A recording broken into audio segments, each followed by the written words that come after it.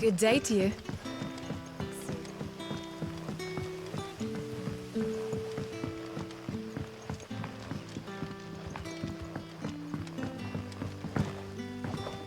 It's all but spent. What do we do now? The crystals we get from the tail are all but worthless. And we had to dig a new cellar. Hello, Sid. Take us. Ah, Clive. Your timing is exquisite as... Go on. There are whisperings afoot of shadowy figures having been rustlings in the undergrowth, suspicious noises. It may be no more than a surfeit of nerves, understandable in the current climate, or it may be the prelude to something... Given what I hope you'll forgive me calling your nose for trouble, I wondered if you might investigate. Of course. Excellent. You might begin by speaking with the good citizens of Lostwing. All right.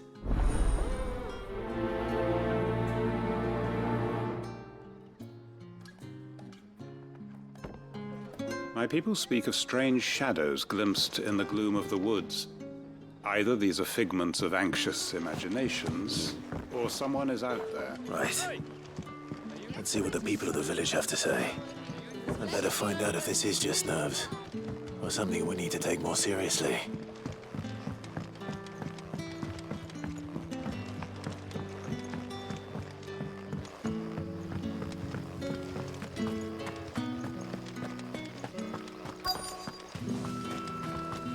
It is the Black Shields took a hiding and some carers in your... Excuse me. Quinton mentioned... Nah, not me, Gov. I heard the rumours, though. I'm here most days, right next to the gate, and I ain't seen nothing. Don't worry. Any shady characters try and slip into town this way, and... All right.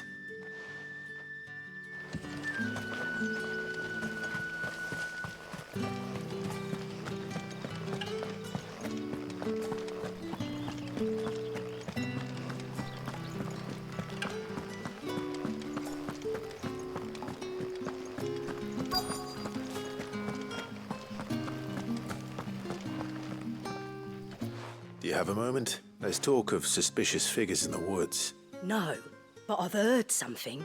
Sound of scraping metal. Where was this? In Lorbert's Pass. Was out, ran back here as quick as me legs would I see.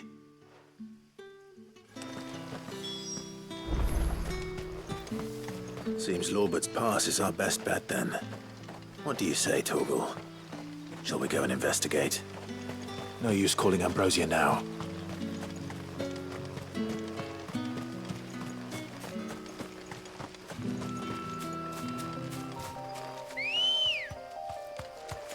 Come on.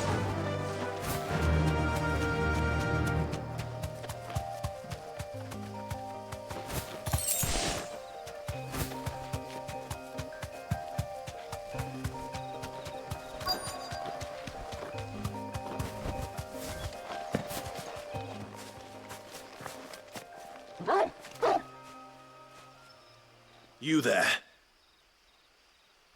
Fuck! He's seen us. Get them before they escape! Black Shields. Here.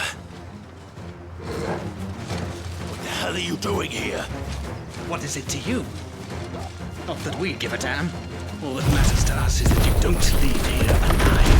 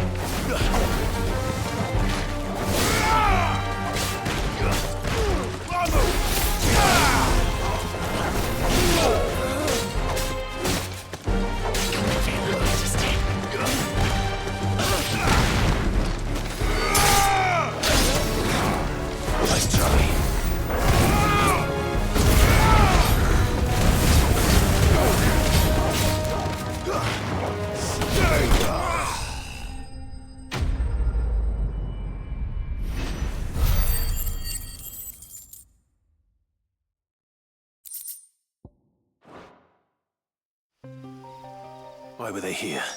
Were they planning an attack on Lostwing? I need to warn Quentin.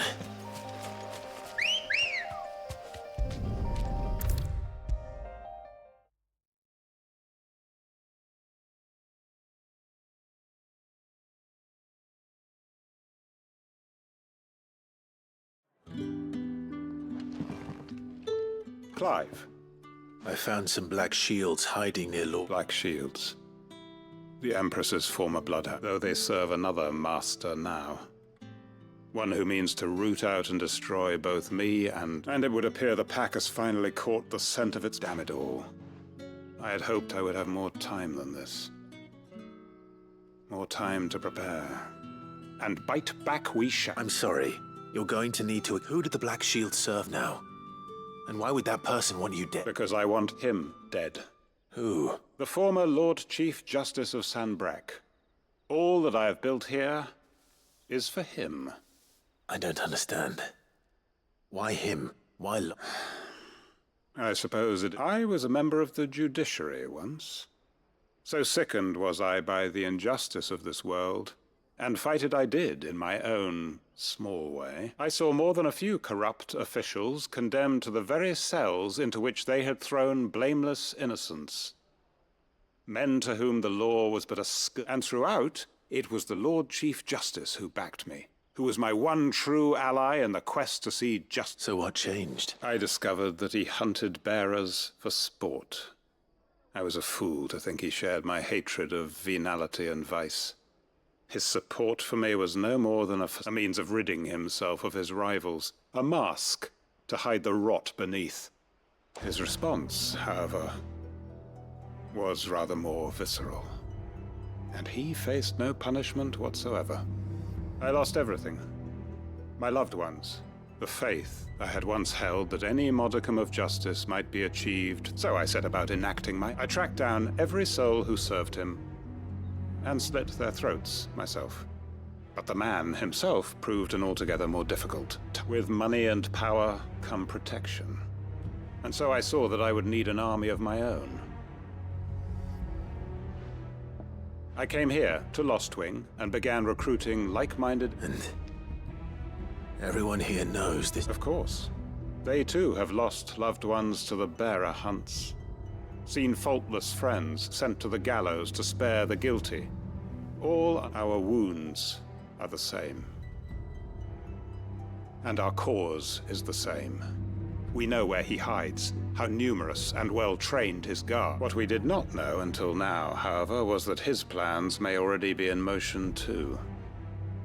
Quentin. Our time is short. He may move against us at any moment, unless we move against him first. My friends and comrades, it begins. Make ready for war.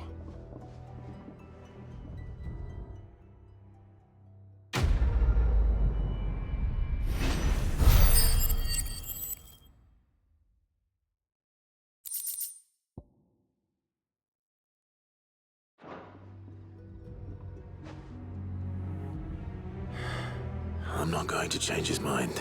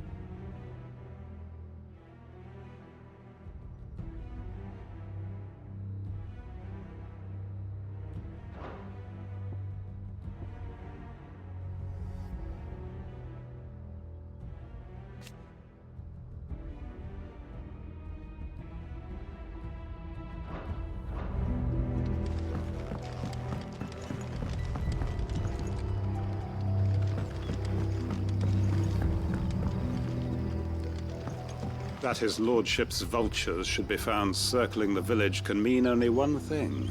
That he means to strike at us before we can strike at him. There is no time to lose. The final stage of our plan must be put into motion.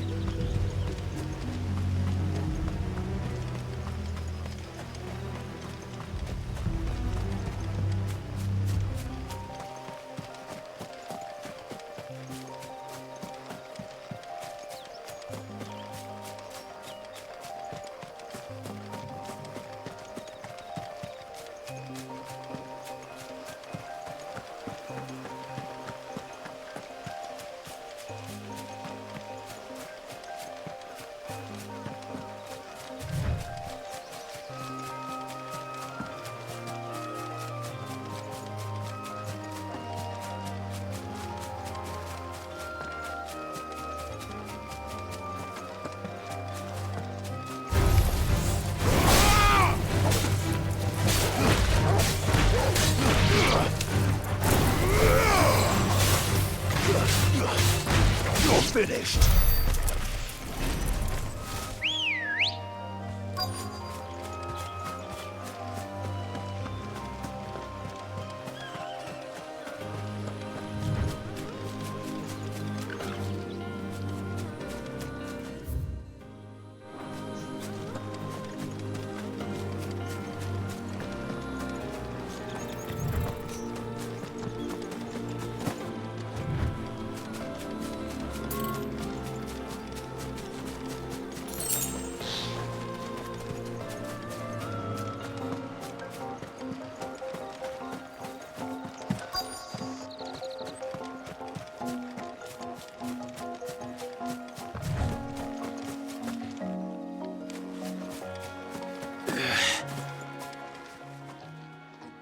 Oh, there you are, Sid. The ruins are just over there, as is the... Of course.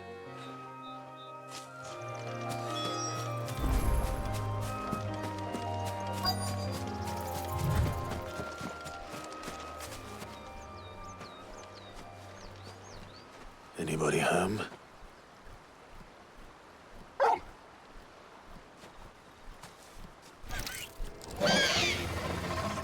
This must be our unwanted visitor. Time to go. Over here!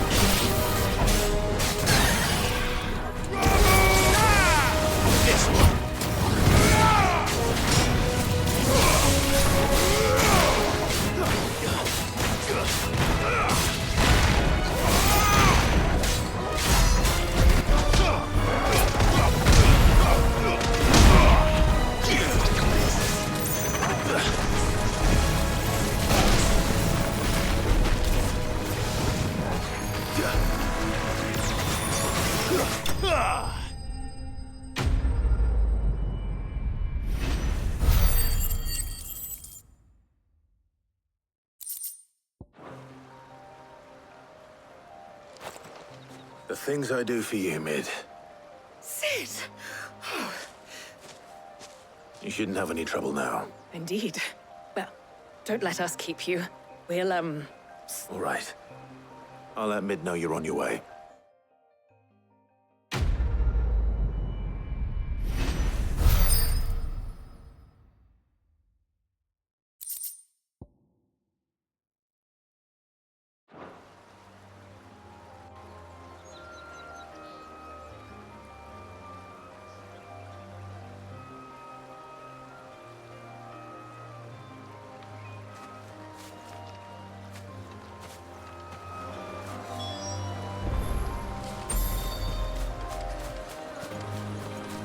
Your work is done, Sid.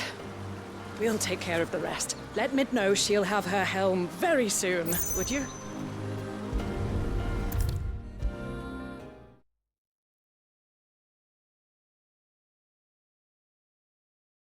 If I don't come up with something soon. Mid. Helena has recovered the material for the helm. She'll be along short.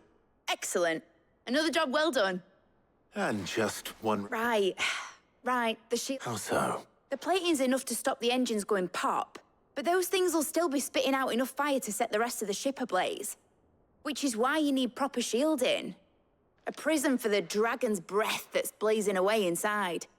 I thought a triple thick layer of tempered steel might do it. Or more of the stuff that the Fallen use, but they'd both be too heavy. The helm and the plating are bulky enough as it is. Add any more weight and the whole ship would be at the bottom of the briny before we'd even started. I need something light. But I've racked my brains and I just can't think what would do it.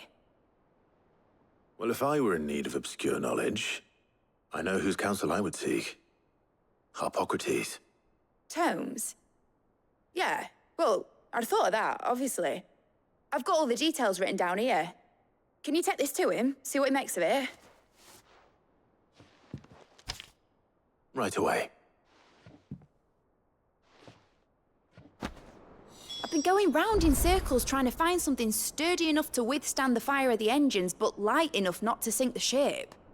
Should have bothered old Tomes sooner. If anyone knows something I don't, it'll be him.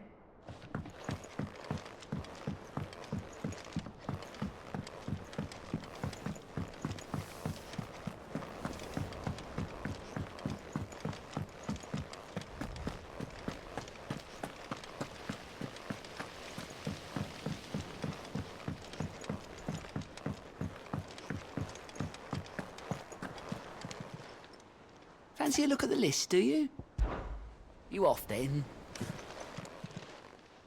Welcome to the Patron's Whisper. Is everything we've received and everything promised?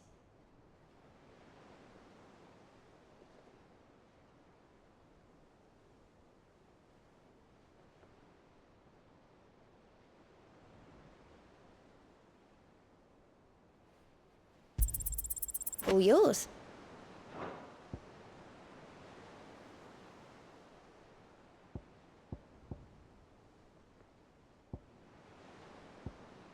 All done?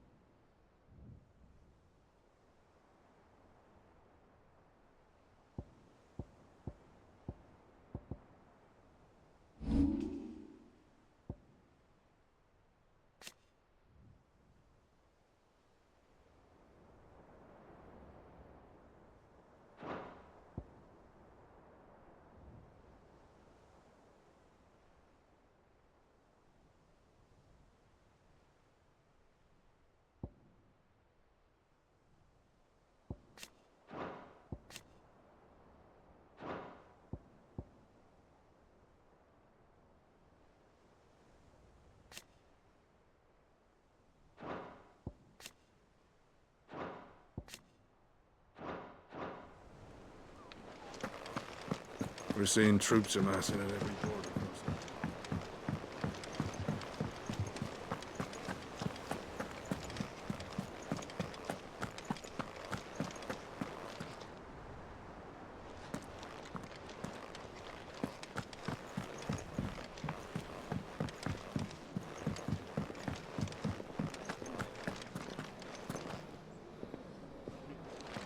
Thanks to Sid, the man who...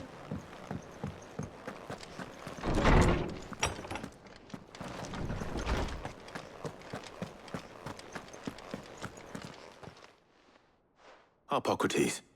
Do you have them for you, Clive? Oh, well, actually, it's for Mid this time. Could you take a look at this?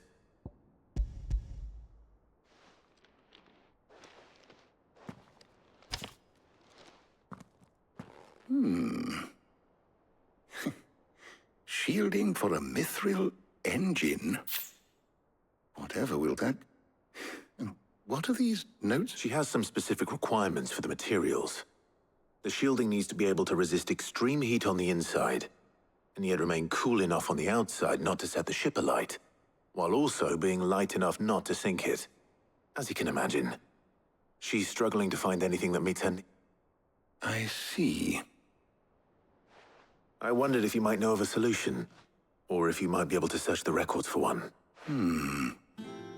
Perhaps it is not a different material she requires, but a different approach. What do you mean? Consider the lake we have made our home.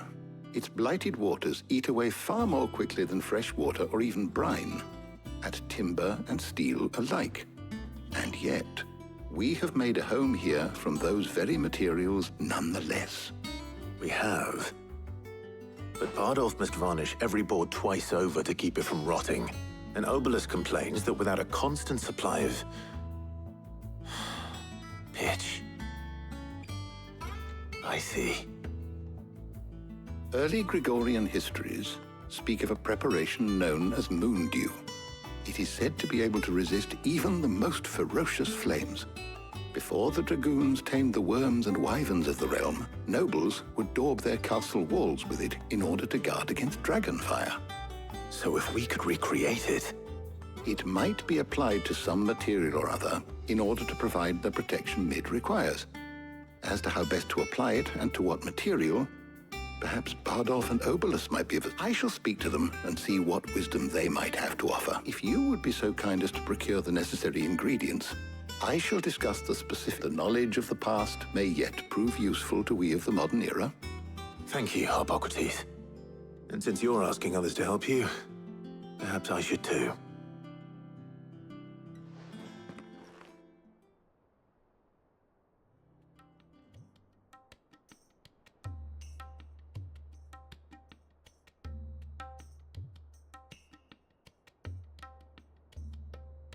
So you need a hand, do you? We do. I'll be heading to market for the ingredients we need. I could do with some help. And some company, too. The other can assist me in researching how best to prep. Can we count on your aid? Always. Well, if Jill's game. Thank you. I am sure either of these fine young minds would prove indispensable in my research. I leave the decision as to who will go with whom in your capable hands, Clive.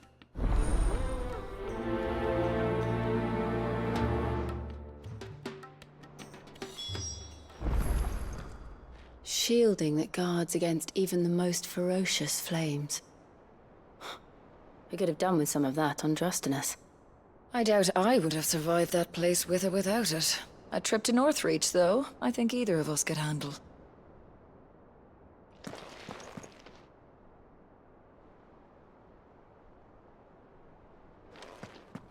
Shielding that guards against even the most ferocious flames.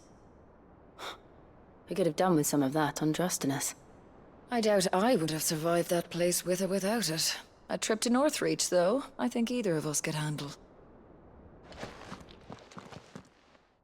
So, Clive, have you made your decision? Who will accompany you on your little excursion?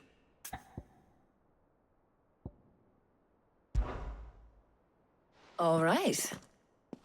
So, what are we fetching? I have taken the liberty of preparing a list.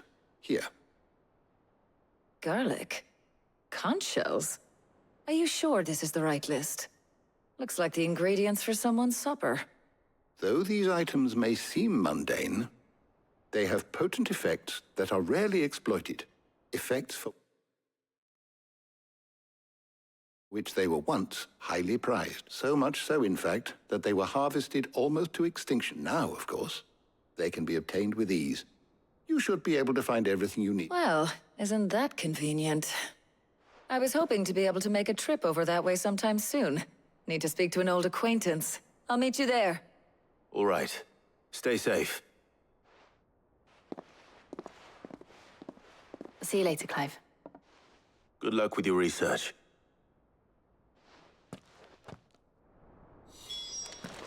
Harpocrates and I'll look after things here. You head over to Northreach.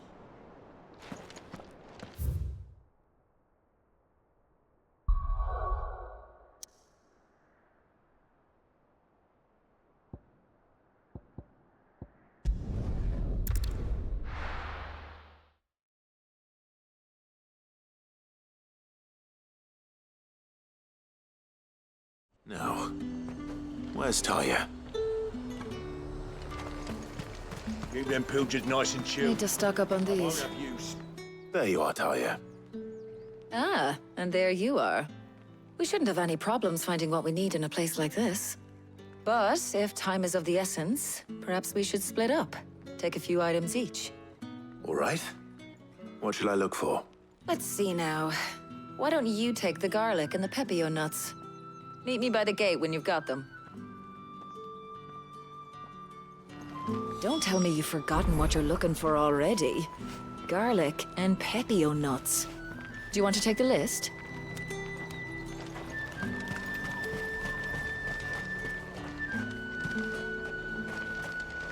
Oi, don't touch anything. Go on. Take it. There's two.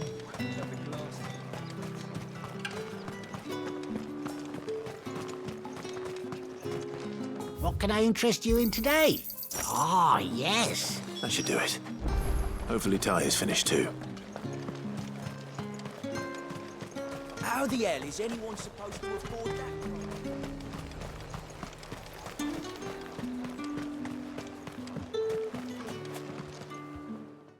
Well, did you find everything? I did. Here.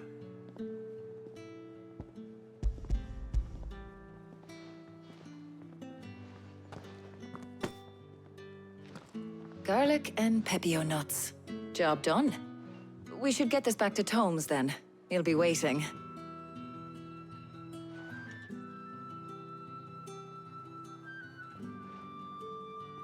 But we're not in too much of a rush, are we?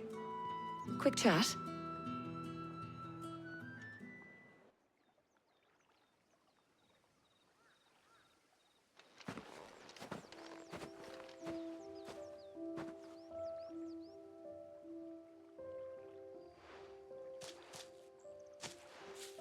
Do you know, I think this is the very first time we've been out on an errand together.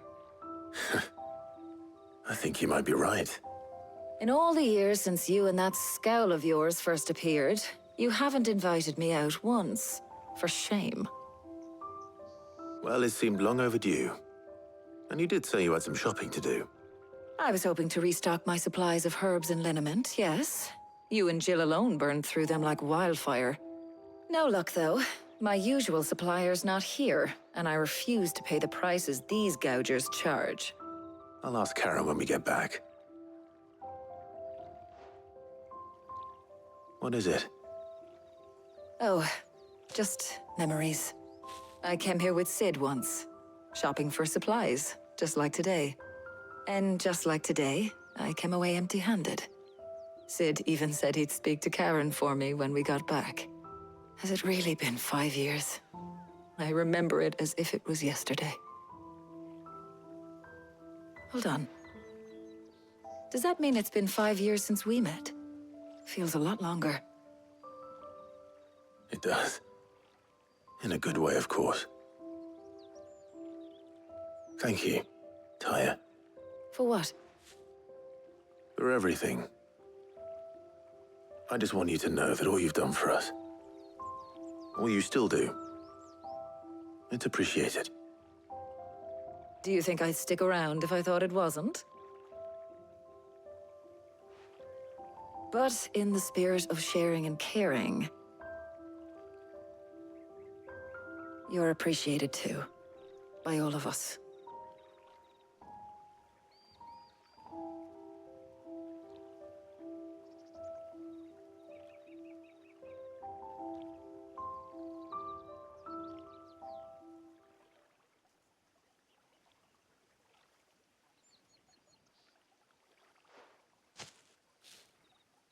Well, I think we've tarried long enough. I ought to get these ingredients back to Tome so he can make up this concoction of his. I'll meet you back at the hideaway, all right? All right. And thanks again. I heard you the first time.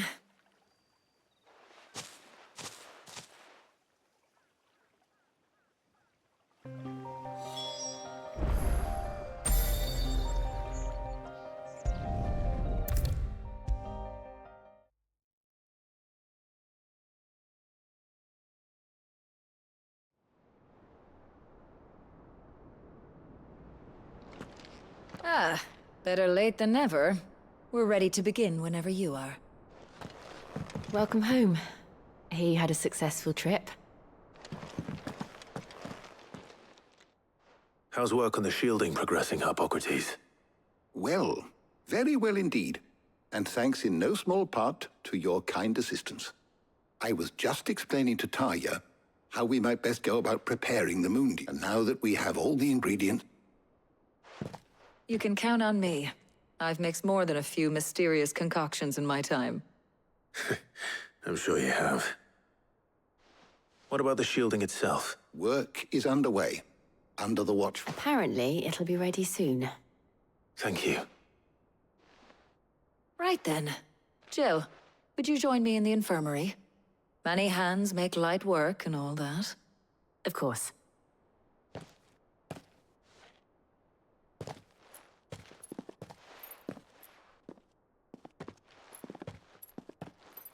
Oh, and Clive. It was good to talk. We should do it again sometime. It appears our work here is almost at an... A shame. I was enjoying playing the man of action for once. When both the shielding and the Mundi are ready, it will merely be a matter of applying the one to the other, followed by a rigorous process of testing and retesting, of course. Perhaps someone ought to warn young Mid of that. Leave it to me. Thank you, Hippocrates.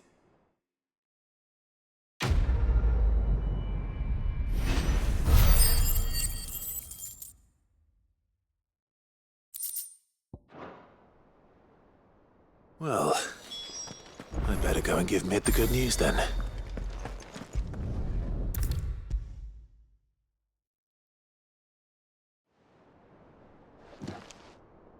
Sorry to keep you waiting, Mid, but you'll be pleased to know that work on the shielding is underway. You found something for it? In a manner of speaking, Hippocrates knew of a substance that's highly resistant to heat, a coating that should provide the protection you need. He's supervising the construction and testing of the shielding as we speak. Brilliant! I knew you wouldn't let me down. Don't thank me. I'm just the errand boy. Right then, better start working out how to bolt all these bits together. To the Black Hammer!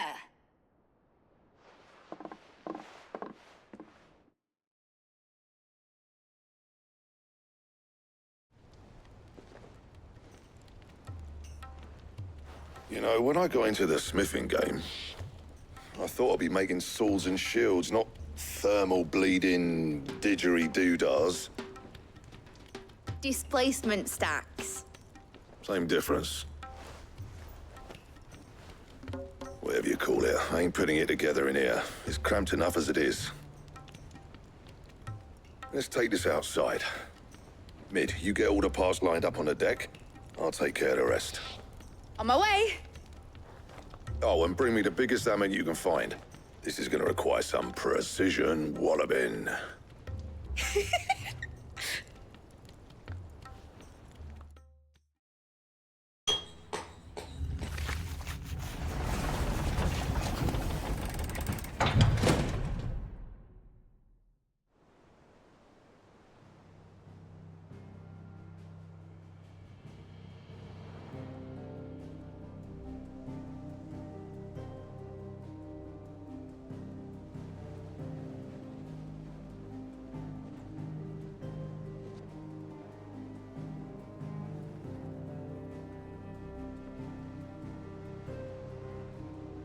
It's finished! It's finally finished! Thank fuck for that. I'll be feeling my hammer arm for weeks. Thank you, Clive, Blackthorn, everyone. That's 1 down and just 3 more to go. I'm sorry.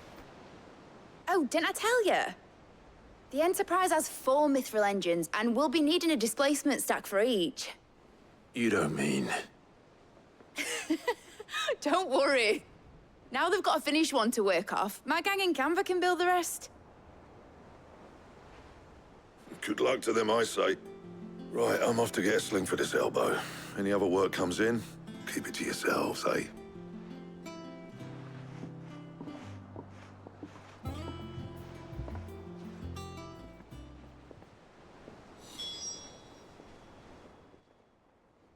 What's the matter? Nothing. Just daydreaming. Thinking about the Enterprise sailing off over the horizon to shores unknown, searching for a land untouched by the Blight, just like me and my dad planned. So if the worst came to the worst and every scrap of soil in the Twins turned black, we might still have a chance. That's what she was meant to be. You see, one last chance just in case we needed it. But now she's so close to being finished, I've realized I don't want her to be that. I don't want her to be just a lifeboat for us to cling to if things get desperate. I want people to sail aboard her by choice, not from the lack of it. In a world where we're not just trying to survive, but where we can actually live. I'm working on that. And I'll do everything I can to get you what you want. Don't you always? All right. My mind's made up. As soon as the Enterprise is fit to sail, I'm putting her under your command. Sod our plans, I'm trusting in yours. Are you sure about this? Something tells me it's what my dad would have wanted. He'd be proud of you. You were gonna visit his grave, weren't you? I was. And you can come too now that your little project is finished. Right. There's just one thing I need to finish up first. Won't be a mo. All right. I'll let Otto know you're coming. Meet us in the mess when you're ready. Aye, aye, Captain.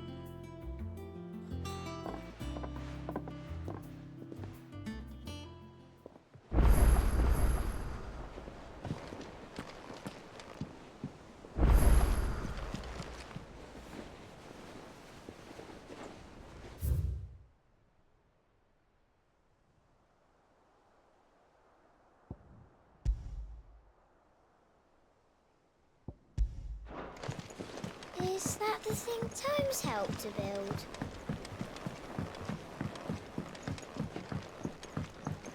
Impressive, isn't it? I can't wait to see how the rest of the vessel looks.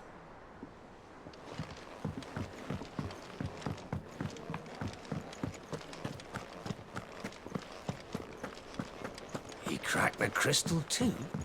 You're joking.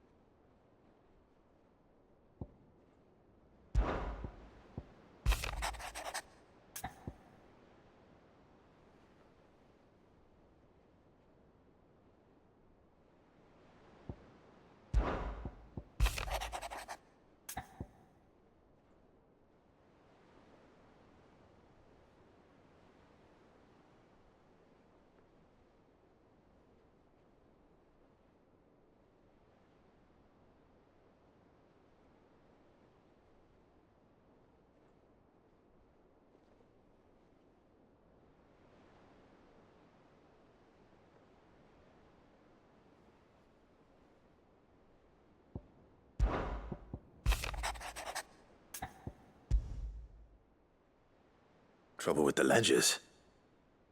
Shouldn't he...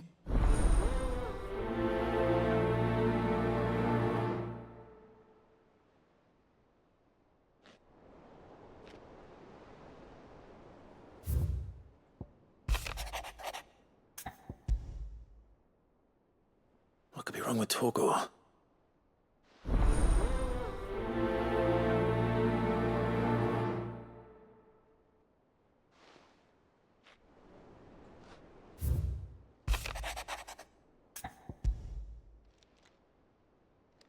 Hopefully it's nothing. But I should speak to Black.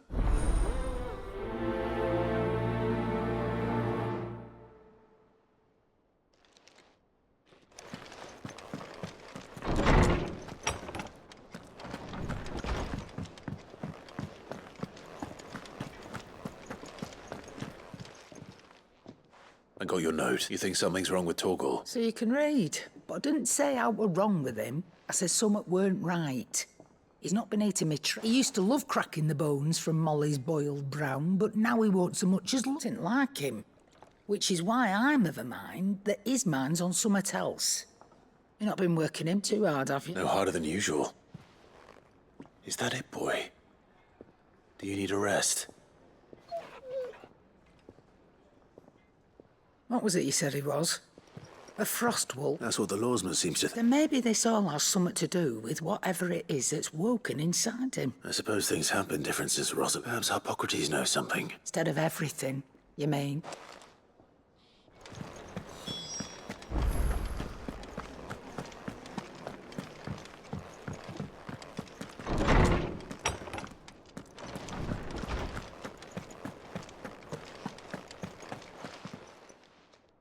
Lawsman, I need to ask you about He isn't ill, is he? I don't think so.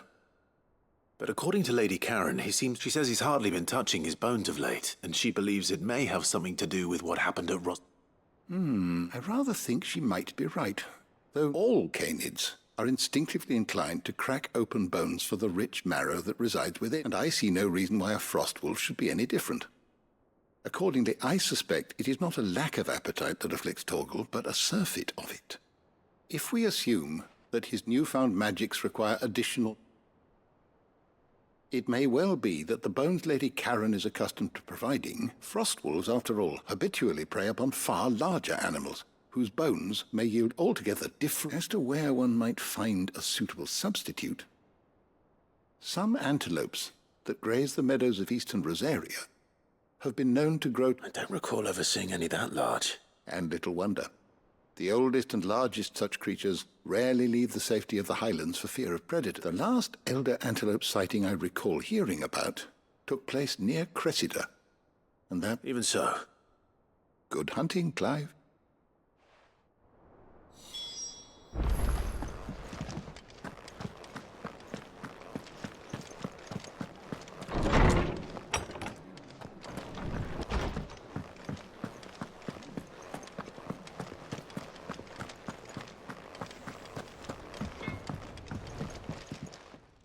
Blackthorn. Not really, no. This won't take long. I just wanted to ask how you might still be doubting your craft. Perhaps sharing your thoughts might help. That bastard's like a... Still, you've got a keen eye, I'll give him. He's just, well... And that was? A sword. An odd-looking thing with a sink. The metal itself wasn't anything to write home about, but fuck me. The edge on it. You could slice a man clean in two with a weapon like that, and he'd be halfway home before he even realised he'd been... So that's what's troubling you? No. Not troubling me exactly. More distracting. Can't stop thinking, how do you get an edge? And if you knew how to do it, we could arm the curse breakers with even better blades. That's about the size of it, yeah. I'll see what I can find out. Sharper swords are always... And we can't have our master blacksmith being distracted. You're a soft touch, you know that. But I can't say I'm not grateful for it. Thank you. Let's see what Karen knows about this sword.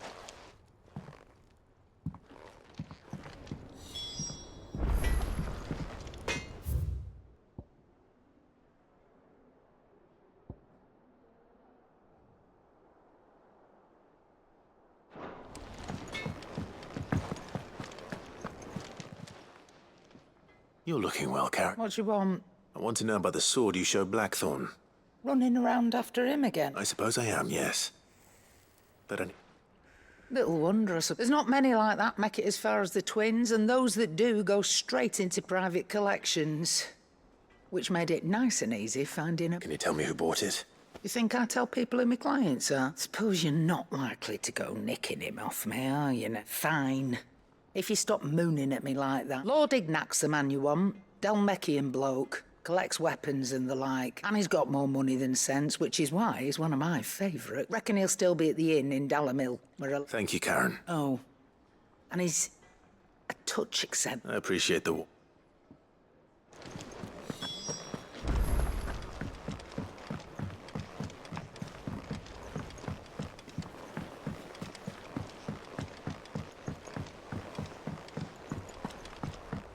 Mid told me she was building a ship. Is that you done, then? Mid's not roped you into building the rest of the board, has she? Clive. That's why I'm here. Shh. Oh, don't make me a little. Listen. I've some bad news, and it's maybe my fault. But sadly, that square turned out to be more of a circle. I can straighten it out, I swear, but it's gonna take some time. I'm gonna need help keeping it from... Bit late for that, I'd say. There you are! So let me get this straight. You forget to pay our lenders what they... And instead of coming straight to me, you get Clive to come to you. And I hope he'll dig you out of the hole. You've the man in charge of the place you've been cheerfully trying to bankrupt. And you thought this was a cunning plan. Well, who needs... Oh, just Martha. And the dame. And, well... We owe 3 of our most trusted friends 5 million gil. Each. 5 million. Each.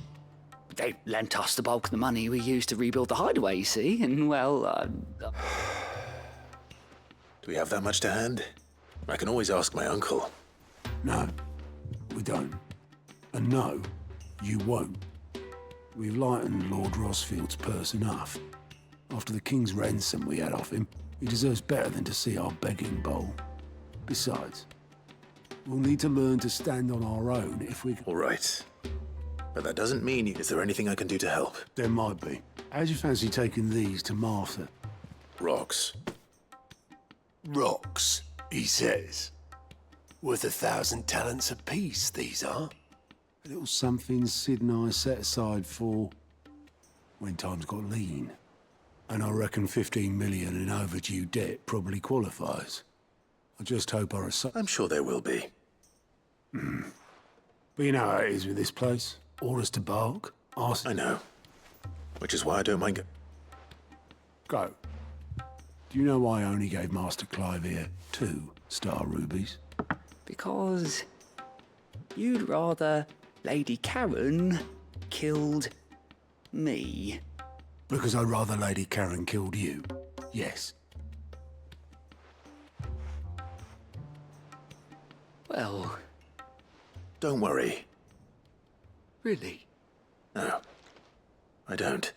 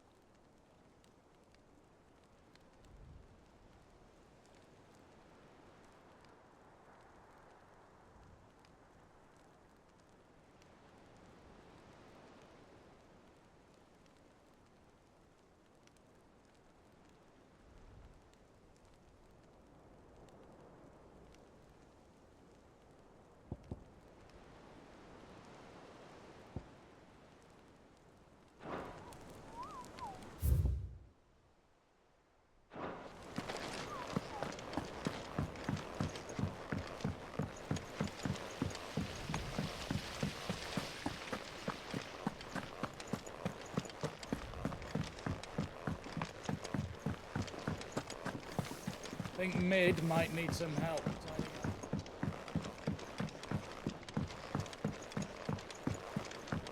Well. Here, Sid. Reckon you might be... Let's hear it. Well, it's about this alembic, the lovely bit of kit it is. Bunging a solution you want. Problem is, it won't always get rid of all the impurities.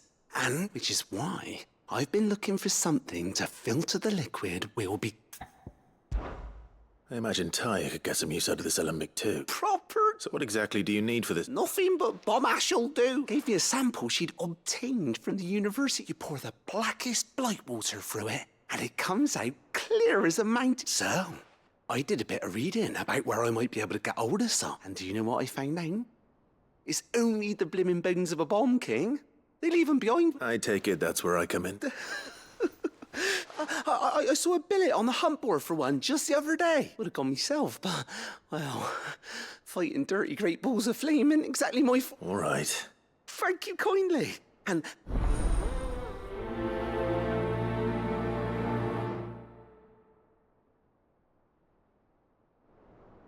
I've tried to find a supplier for this stuff, but it's rare as Chocobo's teeth. Either someone brings down a bomb king and picks up the ash, or...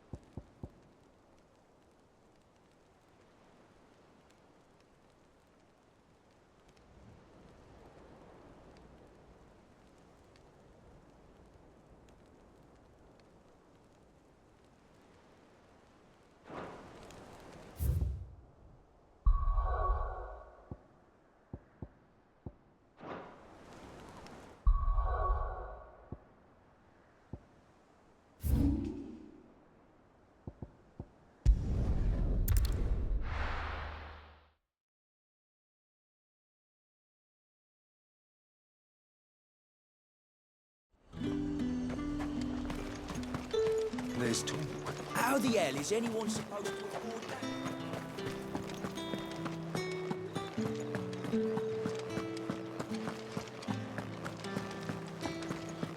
Did you hear?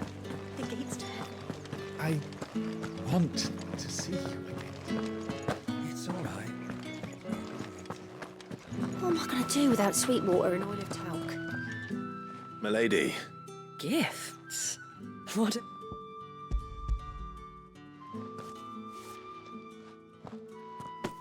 Oh, my. Otto asked me to give it to you, to settle the hideaway's debt with the and to compensate you for the time it took us to... I thought you might finally be warming to me. Tell Otto he can keep his baubles. I tried to tell him as much the man owes me nothing. Nor does the hideaway. My contribution to the restoration effort was made freely and willingly. It was the least I... You once told me Sid did you a kindness. I'd like to do the same. Please, and for Otto's. For all of us. Otto is lucky to have you. I doubt anything could ever replace his son. But you and the others at the hideaway... Otto had a son. Long ago. Yes. And blamed himself for not being able to... I don't know how it happened. Whether there was anything he could have done. But it... I didn't know. How could you have? Besides Sid, I've never met a man more keen to bear his sorrows in stoic. An ill habit, given that both have always been surrounded by friends desperate to help.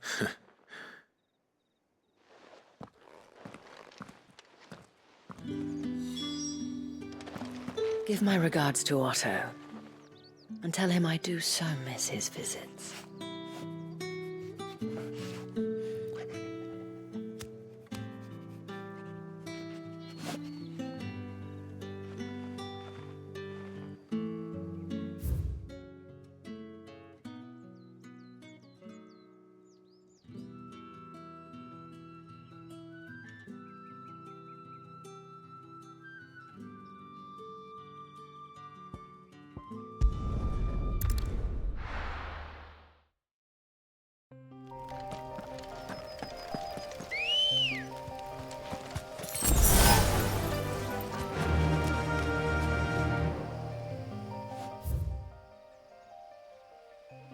Faster!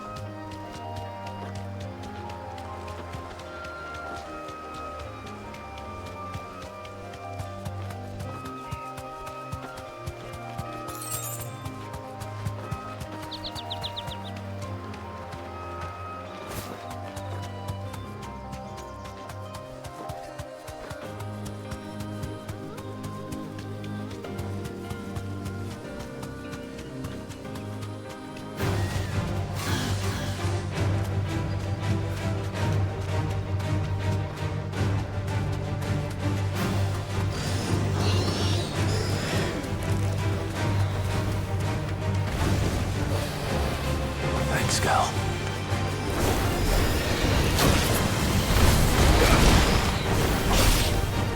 It's over!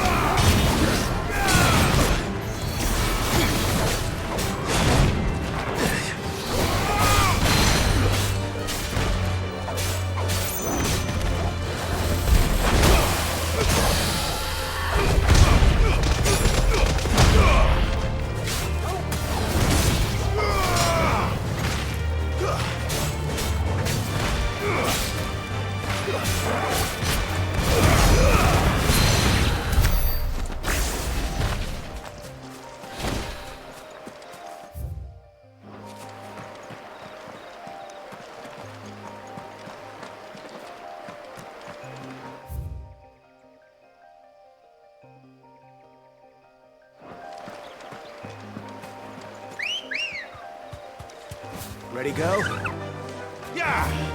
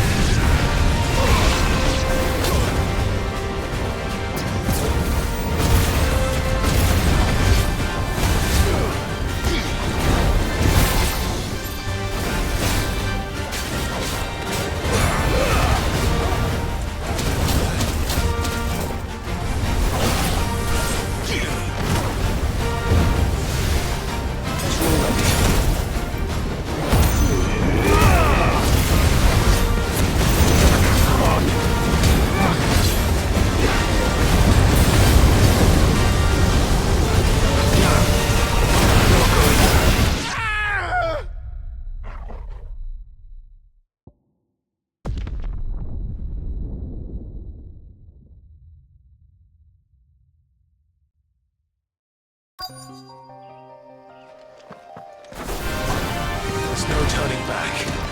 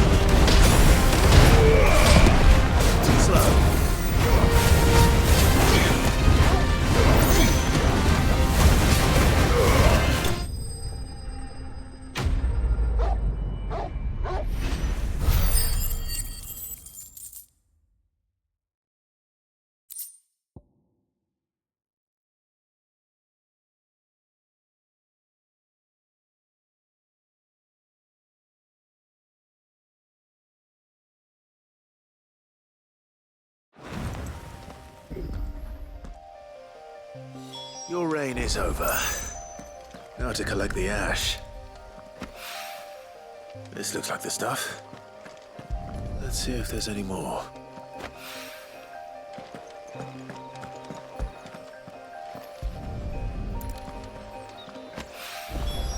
That should do it. If the wine needs more than this, fetch it himself.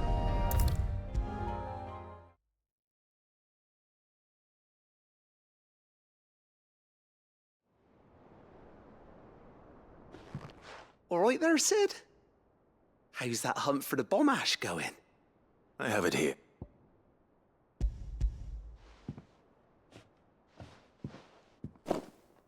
That's the stuff. And plenty of it. You're a gent, Sid. Right then. Let's...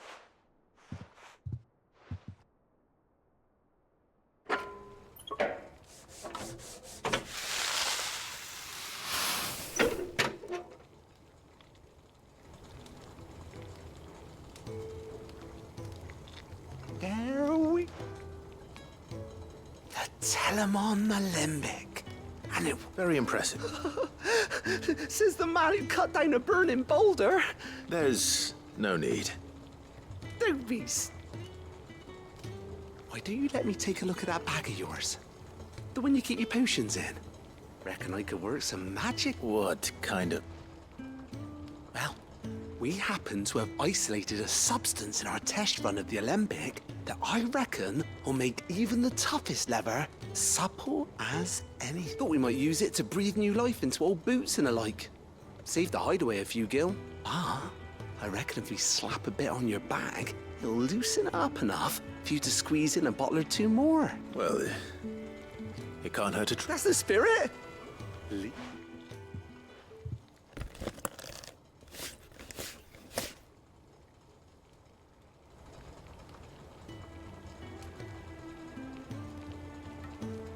Well, what do you reckon? It certainly feels more... Right? Thank you. Nona, for supporting Mid and the rest of us in our endeavors. Without you, we'd never have been able to... And I'm telling you, there's plenty more...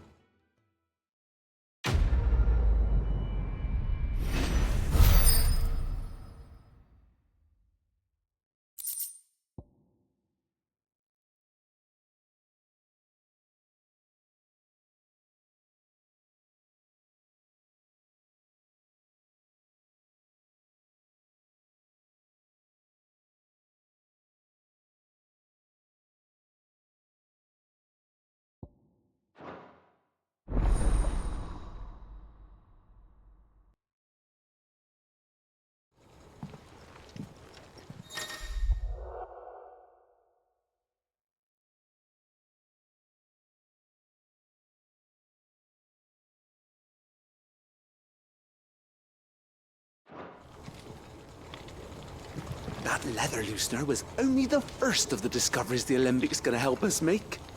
Just you wait, Sid. Just you wait!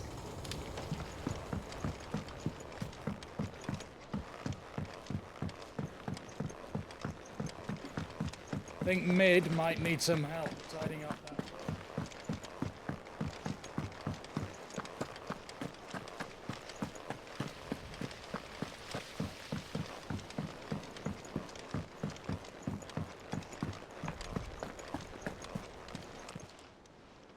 Oh, I wasn't expecting you back so soon.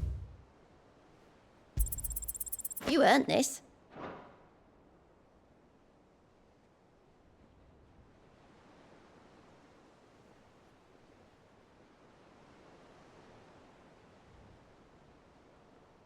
All done?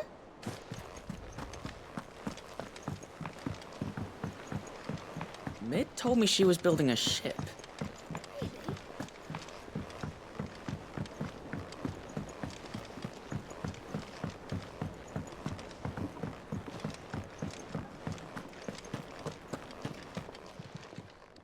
Well, don't just stand there gawping.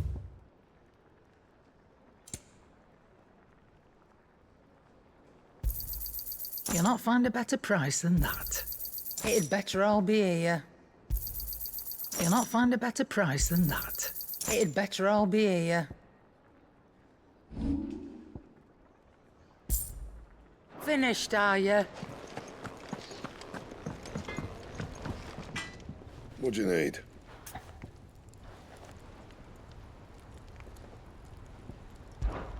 You ever wonder where the hell Karen finds all these treasures? That blade. I've never seen the edge on that thing. Want something for you, do you?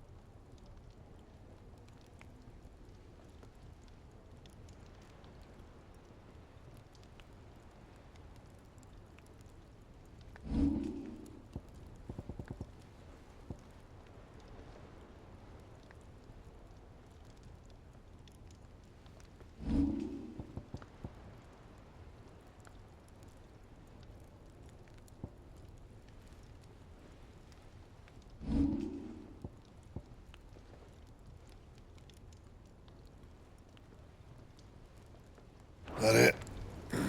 Fine. And what can I do for you? If you're gonna buy something, be quick about it. Is that all?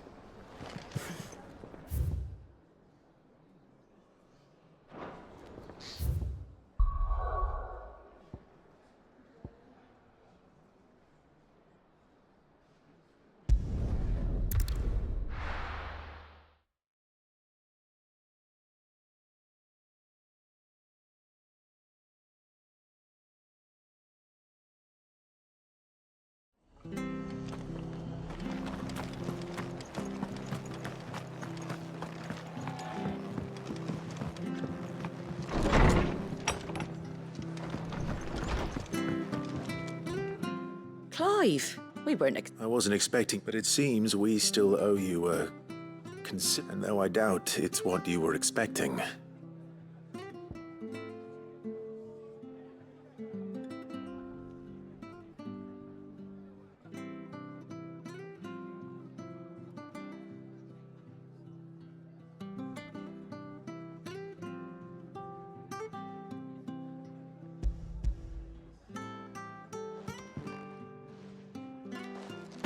A star ruby?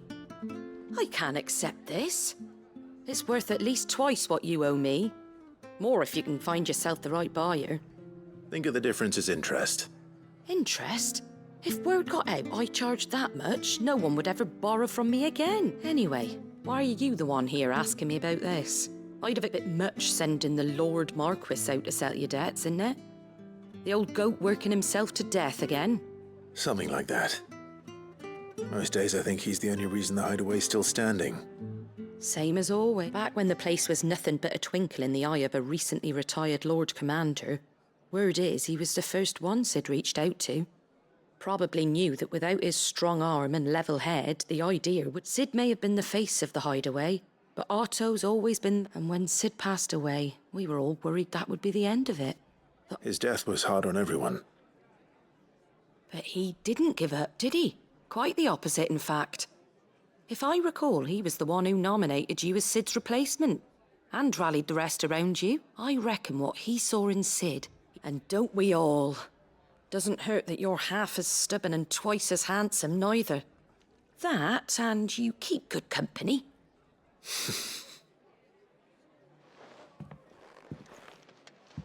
Gob will want to know the stones were delivered.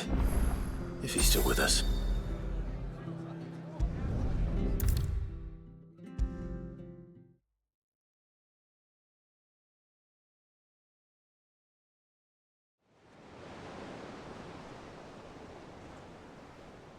Gob. Still alive, I see. So Lady Karen accepted the ruby. Ah, about that. But she was just too stubborn to take it. She threw it right back in my face, in fact, and told me I could stick my stupid stone... Karen refused... I hope it wasn't something I said. I'm sure you were as tactful as ever. One.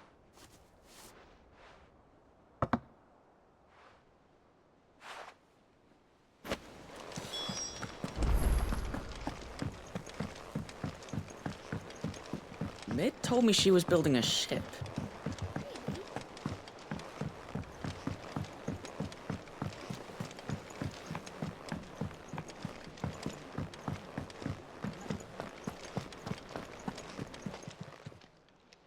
Lady Karen, Goad tells me you won. Would you prefer the debt was... What debt? I don't recall lending any of you lot. I may have tossed a talent or two in the hideaways, but those were donations. And you can hardly call it charity if you go ask... Of course not. But one good turn deserves an... Surely you wouldn't shun the gratitude of a pauper who happened to have become a prince. Oh, so you're a prince? Fine.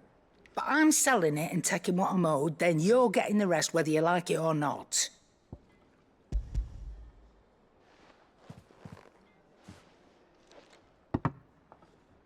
Where'd you even get this?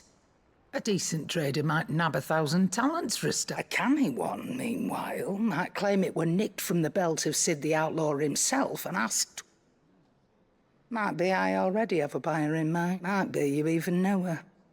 A fine continental maid whose beauty's only eclipsed by a guile in commerce. You wouldn't mind, would you? Not at all. Just be sure to tell her that it's...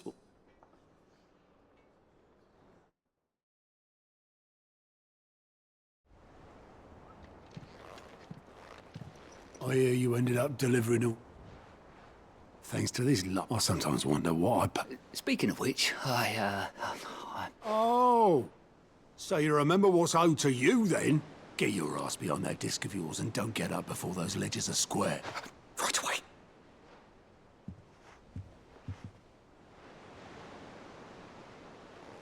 I've seen that before. Yeah. Plenty of times. It was the only goblet Sid ever used. Either out of habit, or because the filthy sod couldn't be bothered to find it. I knew so little about him. Like most people. Martha and the Dame both seem to have fond memories of him. How long did you know Sid before he died? 20 summers. Back in the day, I was a purser on a trade ship. We bought passage to... forget where. And having nothing, we set up drinking island rum till the morning bell dragged me back to quit my post not long after that. But me and Sid stayed close, promising... That was... before fate stepped in. The magic woke inside my son soon after his first name day. And there was no hiding his knack. Couldn't you and your family have... My family... wanted the monster. I couldn't turn my back on him. And I couldn't for the life of me understand how they... Luckily, it was him who stood beside me when... all I wanted, him who cried for me, him who swore he'd do everything he could. And he was true to his word, too. Left the Royal Army once and for all. His ranks threw away everything he had, all to right a wrong that no one else had the courage to. I knew then I'd follow.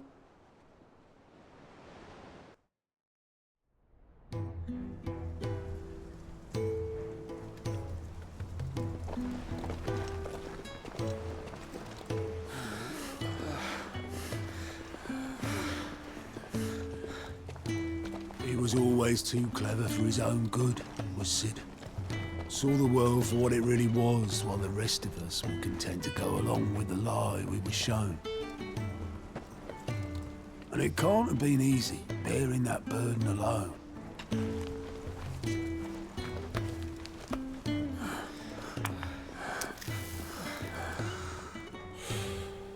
But he didn't let it stop him. He never lost faith in what he believed was right. And that gave us faith in him. Faith he'd steer us true. So I swore to myself that I'd always be right behind him, ready to catch the stubborn sod, if ever he should fall.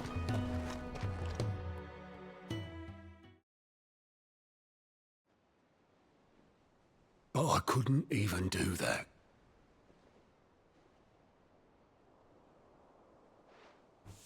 Ignore me. Just the ramblings of a tired old man. Leave that lot. I'll tidy it up in a bit.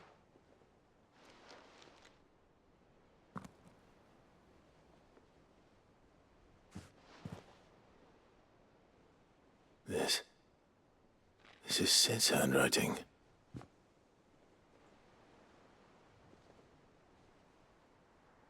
Dear Otto. I may be drunk, but I wanted you to know this place would be fucked without you. Love you, you grumpy old sod.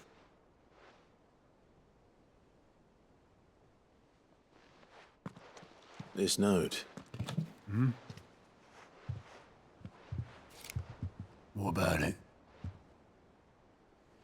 Sid was right. Without you, we'd all be lost.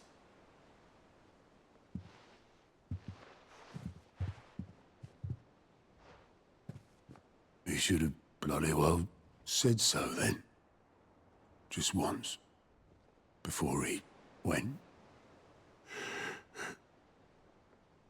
But then, why would he? Him, or anyone? I'd only have told him to piss off.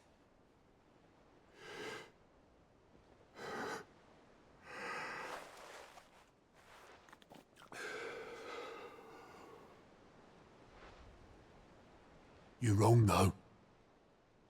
Both of you. It was never just me keeping the hideaway afloat. It was all of us. I just shoved people in the right direction. I barely seem to be able to do that anymore.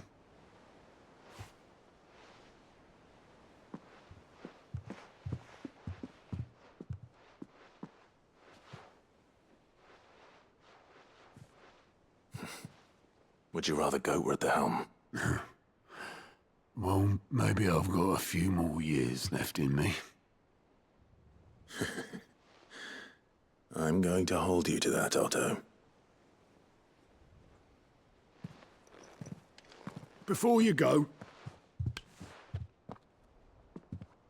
Sid would have wanted you to have this. But that's... This'll do me just fine.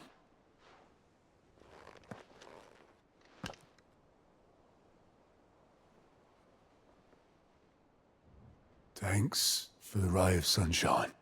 I'll see if I can't pay you back. Already have.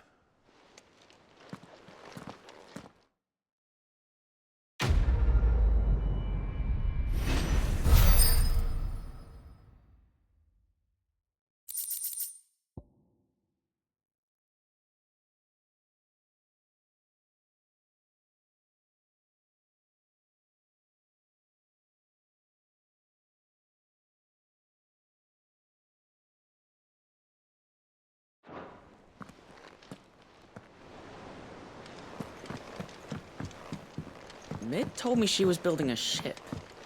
Really? That's a shame.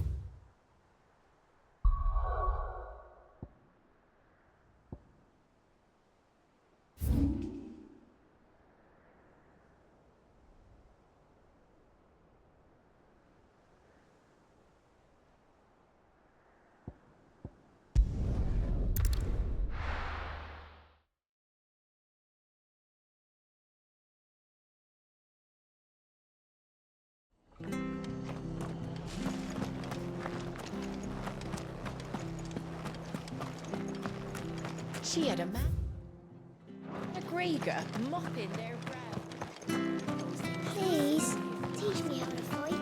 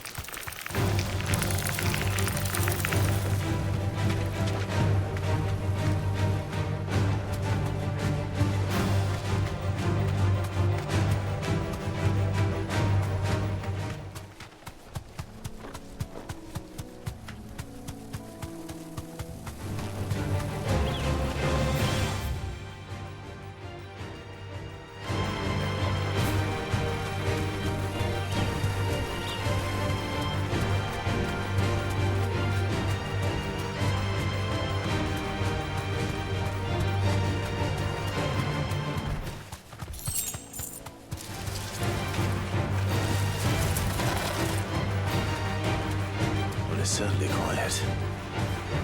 If I were a giant antelope, it would seem like just a place.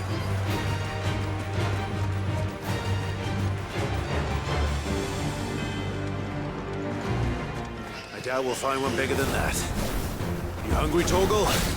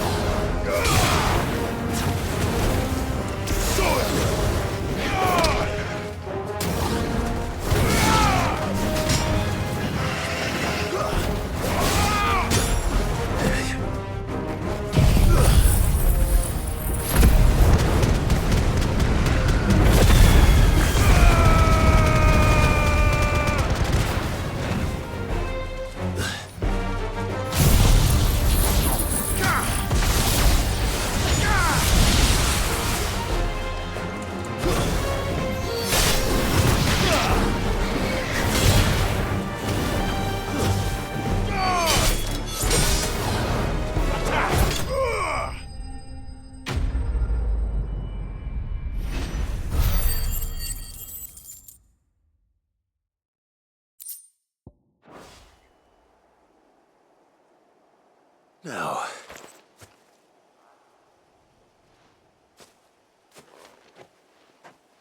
will it be enough, I wonder?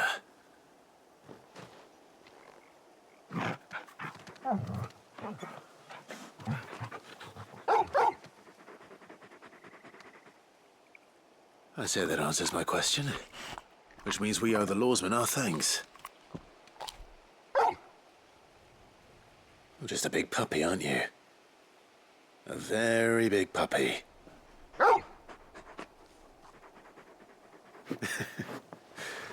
You do know you can take that with you, Torgal. Lady Karen will be relieved to hear you've got your appetite back. Come on, boy.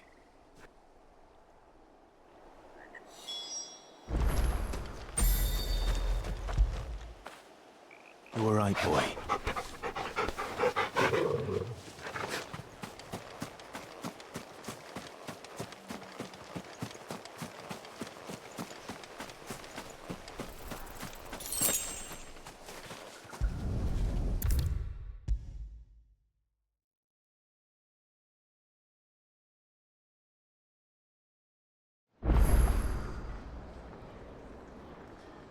I noticed you and Torgal had gone off somewhere.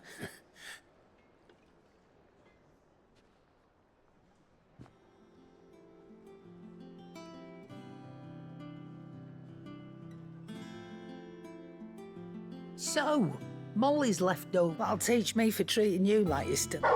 All right. Now I know what you're after. I can see about getting some in. Speaking of which, I brought one for later. Can I leave it?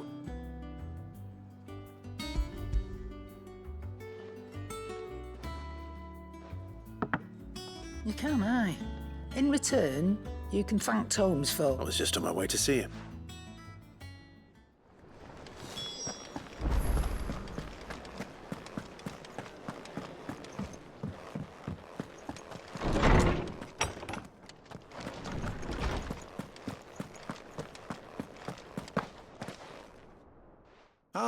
Were you able to locate... We were indeed, Lawsman.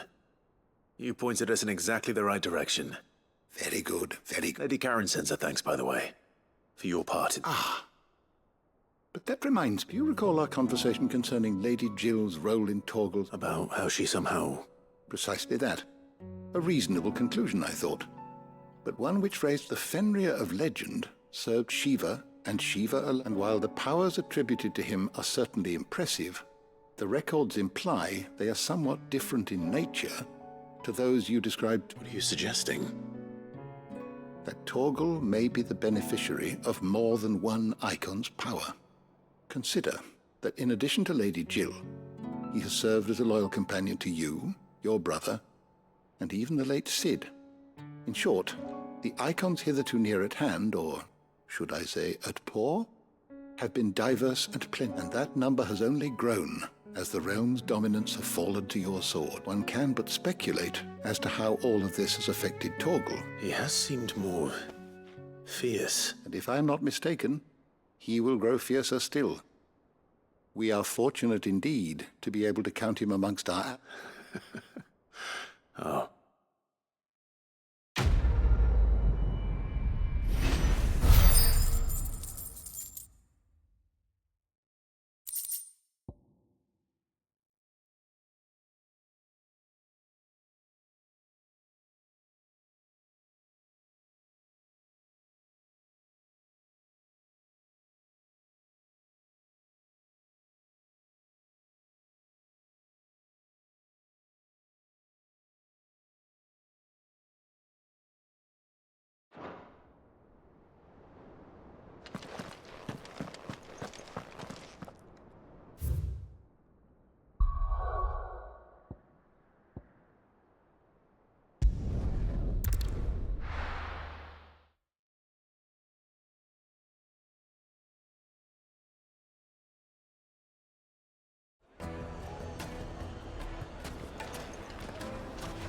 People take notice of wealthy men. It shouldn't be too hard to track down Karen's collector. Bang is gone. The whole mother crystal gone. What are we gonna do? Here. You. Listen. I've got this theory. The Fallen. I don't think they all fell. Some of them are still living among us. You could be one of them. Back again, are you? Any more trouble and you'll be barred for life, however deep your friends' pockets might be. Welcome. If you're hoping for a bed, I'm afraid you'll have to look elsewhere. One of our wealthier patrons has purchased the use of every room, hoping to keep out. My reputation will be ruined! Calm yourself, Lord Ignac, I beg of you. Pardon the intrusion. Out! Get out! I paid for these rooms so I wouldn't be disturbed. Leave! Please, allow... His lordship is going through a difficult time, and he's never been fond of... Radim! Get rid of the filthy oaf this instant! Very good. Would you mind stepping outside for a moment?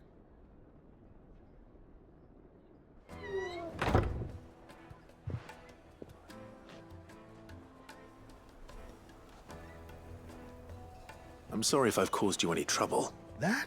Oh, no. That's just how his lordship is. Though the more he has been dispossessed of his luggage, you see. The thieves also made away with a considerable amount of coin. I don't suppose a certain blade was among the stolen items. A single-edged sword. It was purchased from a... Ah, you know Lady Karen. Then I'll retrieve Lord Ignac's luggage. But I have one condition. You have but to state it. You are welcome to anything that is with... I want an audience with Lord Ignac. A few minutes should be enough. Then I'll be on my way. A condition I would be a fool to refuse. I don't suppose you saw where the thieves went? I did not, no. Though some discreet inquiries made on his lordship's behalf, every ill-gotten coin in Dalamal is said to pass through that And that's where I'm heading. I shall speak to Lord Ignac in your absence, and arrange for an... That will be very kind of you. Farewell.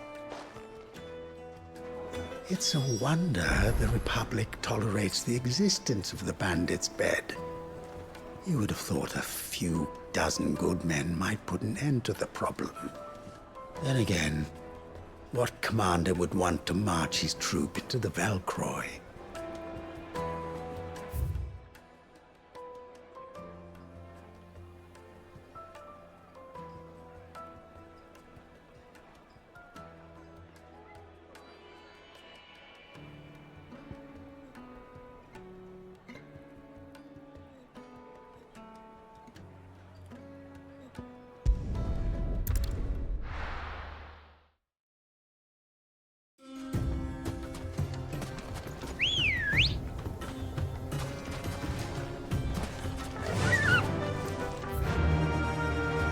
Run like the wind.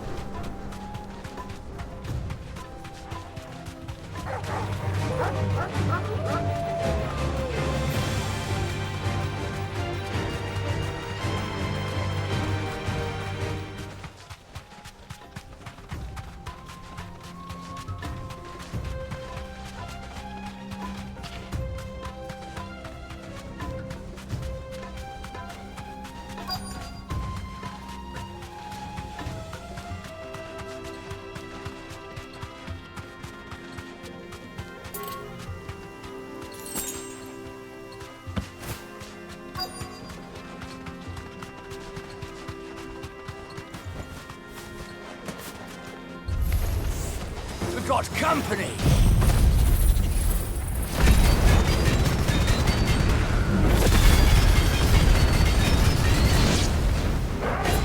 Come on, lads, let's tear the bastard's head off!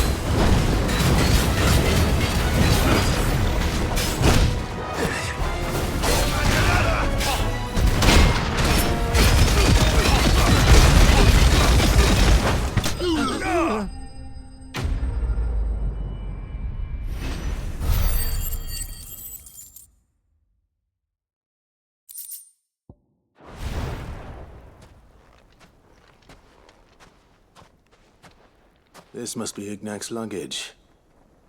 Nothing seems to be damaged. All right. Let's get it back to Dalamil.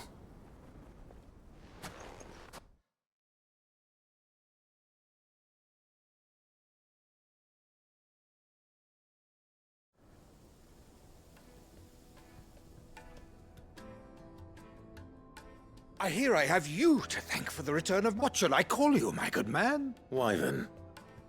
Glad to make your acquaintance. A formidable name indeed. Well, Wyvern, Redeem here tells me you wished for an audience. A few moments of your time should suffice, yes. You're a peculiar fellow, Wyvern. All right, speak.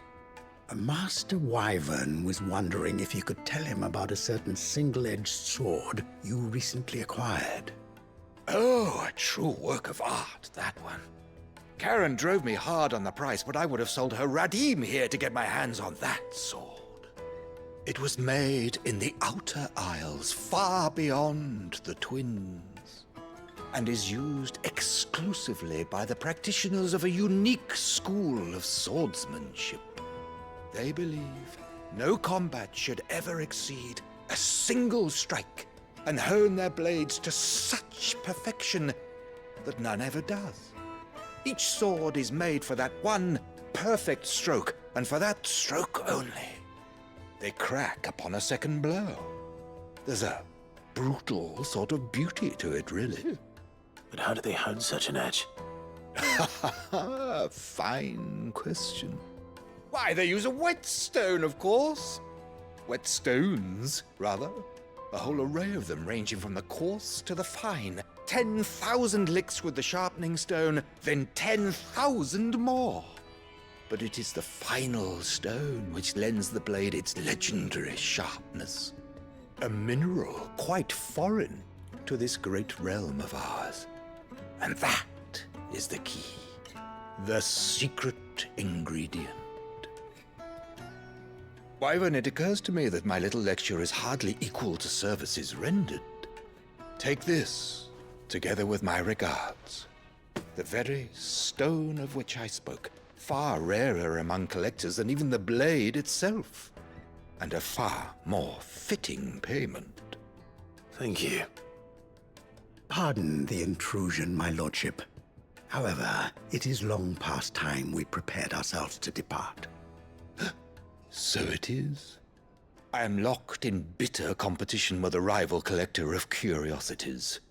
I am one step ahead of the unscrupulous scoundrel, but he is hard at my heels.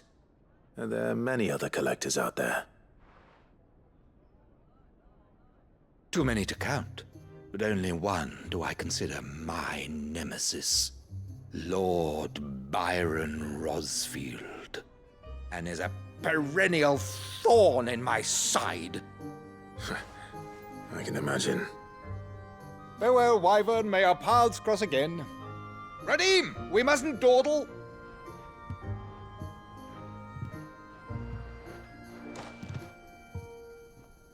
I think his lordship is rather taken with you, Master Wyvern. Coming, my lordship.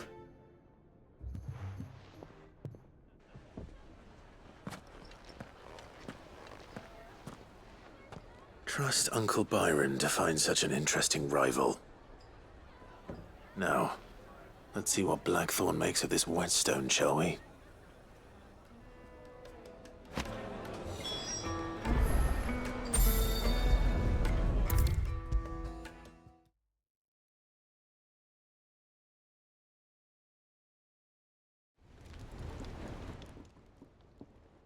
Sorry for the wait, but hopefully you'll agree it was worth it. You learned something about that sword, then? I did better.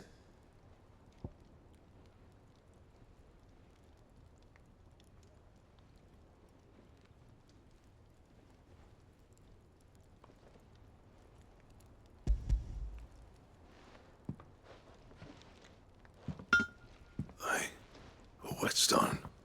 Yes. But not one you'll find anywhere in Valisthea.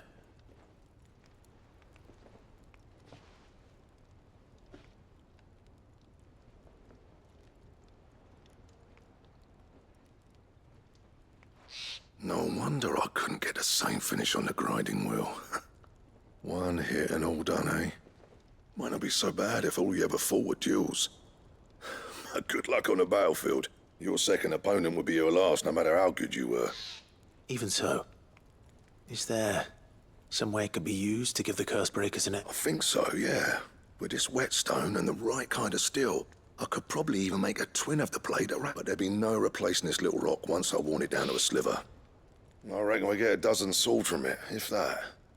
Swords that the curse breakers wouldn't know how to wield properly, and that would see them through a single fire piece. Nah, no point trying to copy that thing. Be about as much use as a wax anvil. But finishing our blades with a whetstone this fine, now that's something to consider. And what's finer than fallen masonry, eh? Or more hard-wearing, for that matter. Just imagine it. Good Valisthian steel with an edge as sharp as any found in the Outer Isles. I won't make a copy, nah. I'll make something much better. I'm sure the curse breakers will be just... Don't you worry about... I've been working day and night since I was half your age. And I'll still be here when you're... Hey, I owe you one. August 2. It's good. You'll be happy to hear. And I'll see that my debt to you's paid. First new blade I make's got your name on it. You come and find me when you've got the materials. All right.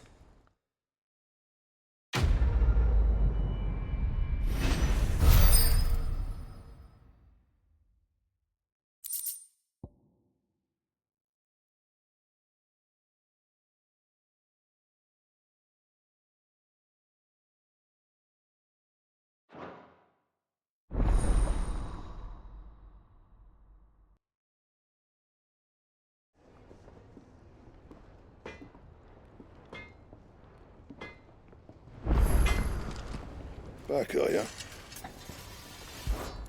What do you want?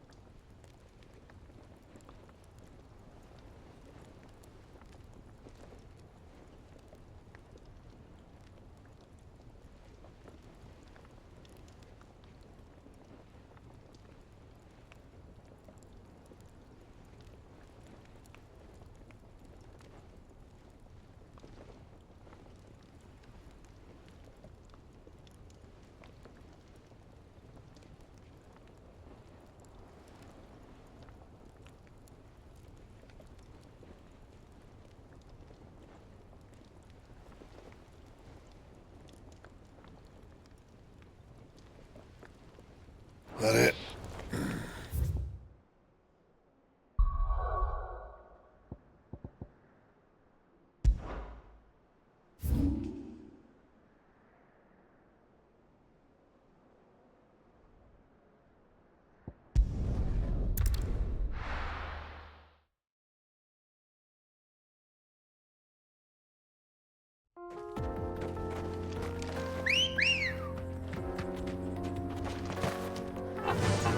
Yeah!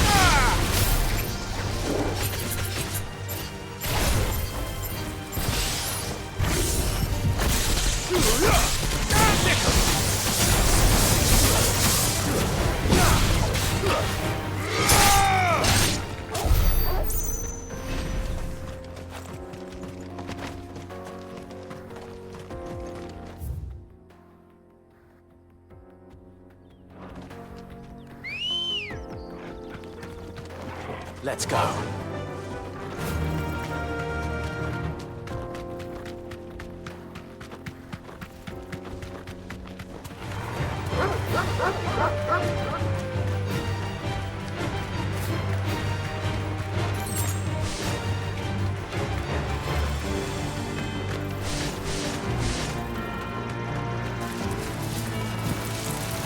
You deserve a rest.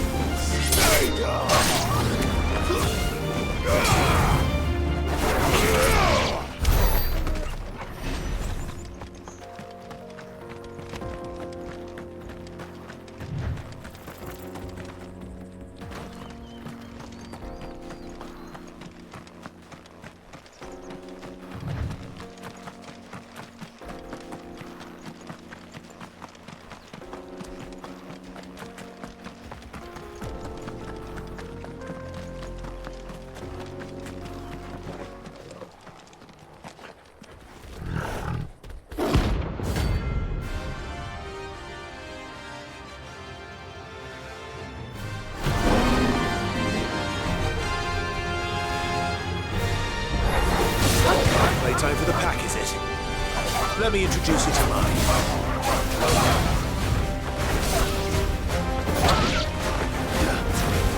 This one.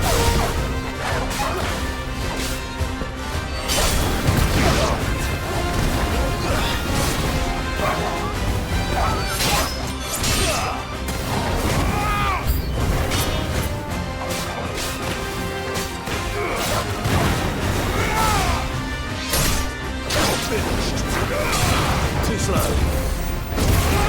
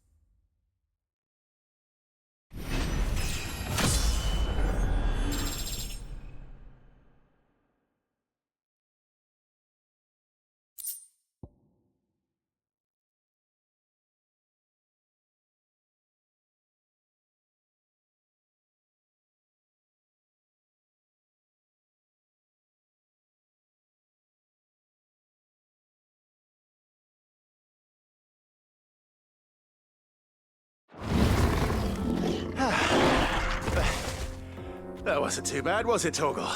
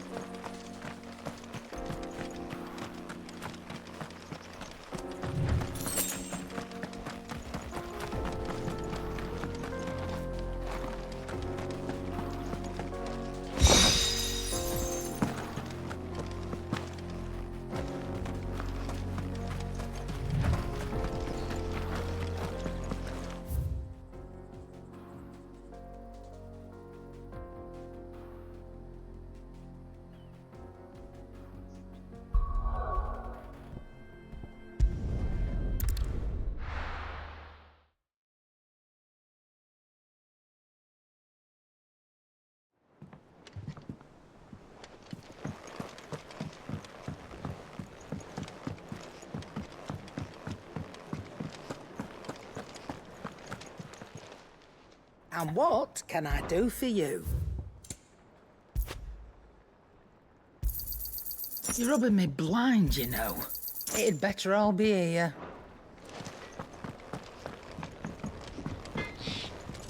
Clive? What do you want?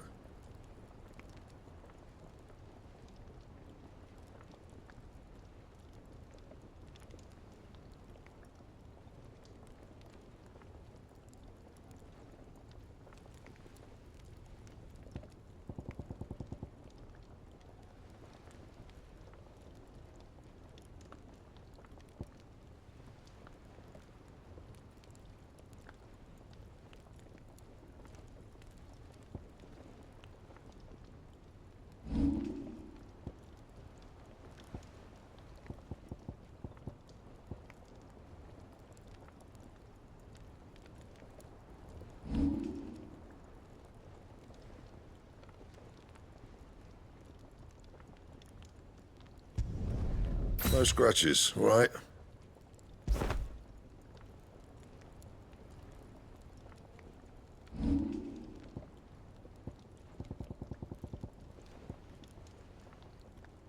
That it? Fine.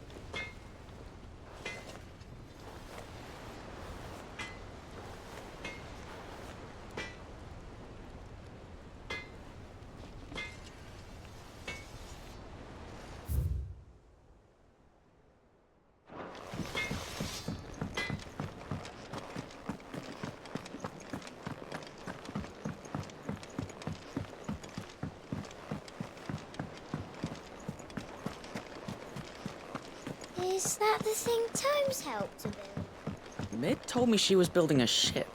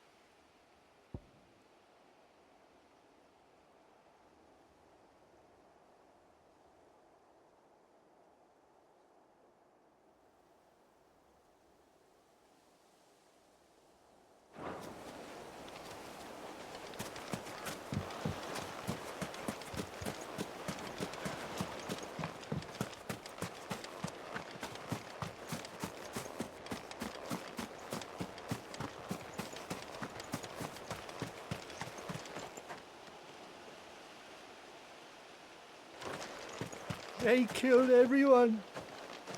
Took everything. Not everything. You still have your life.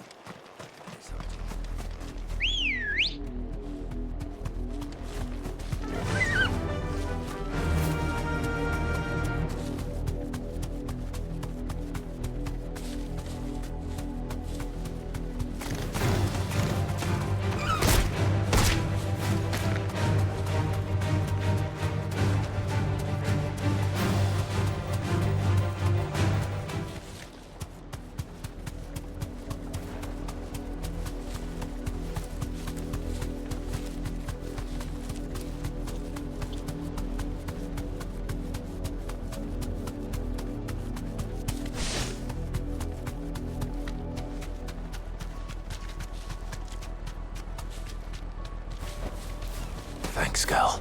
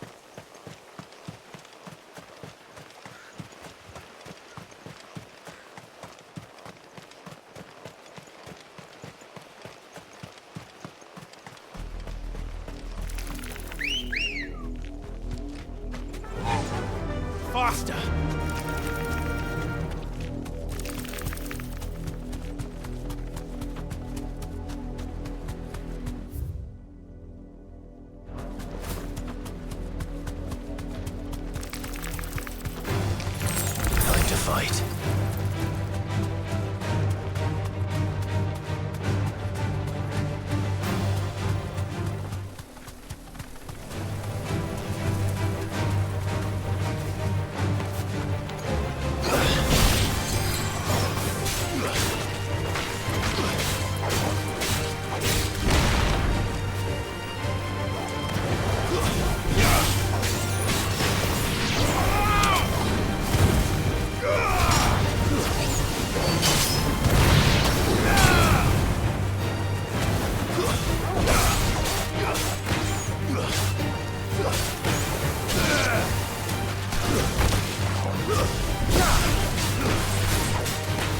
It's over.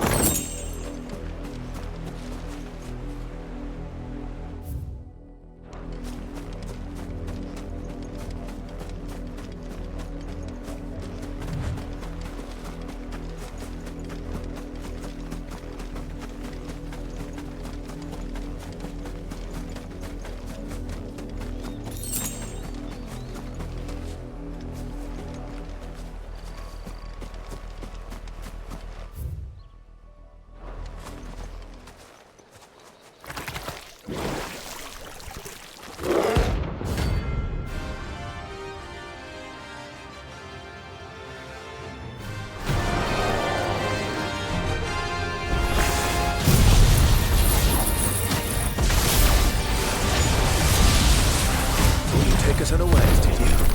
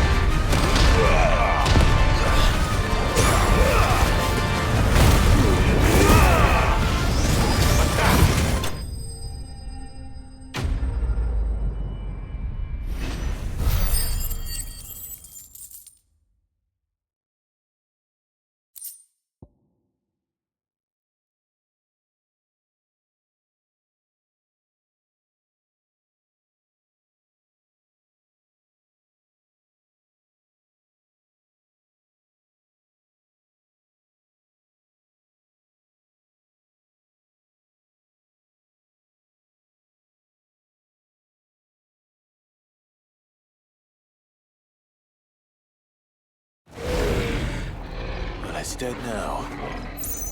Whatever it was.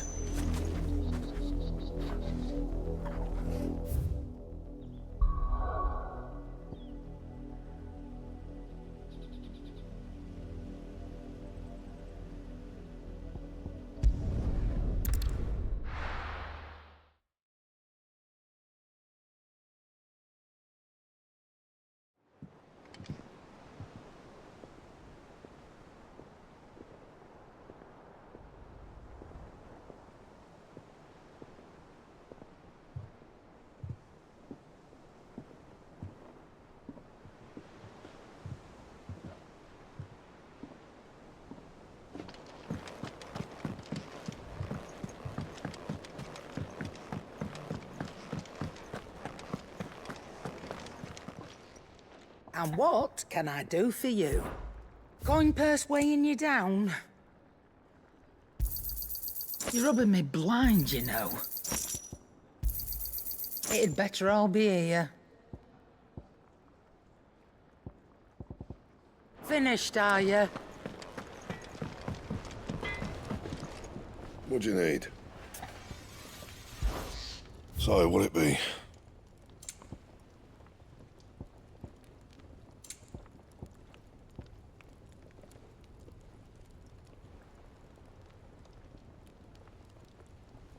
Anything else?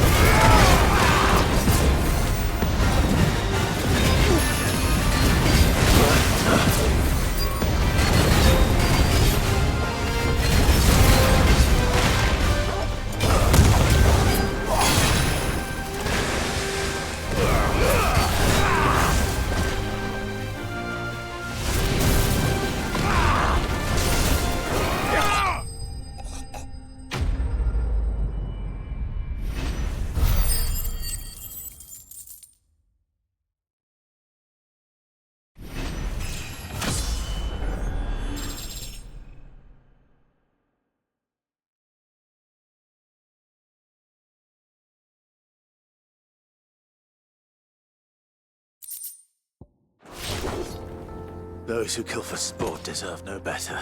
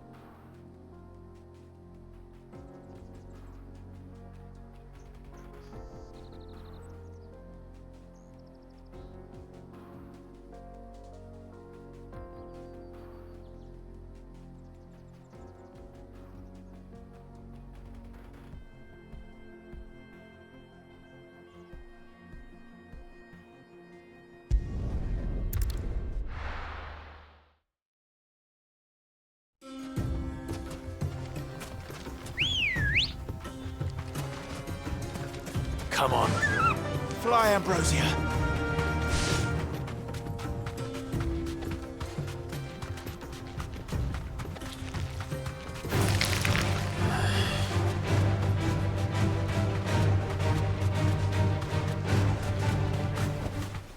That'll do, girl.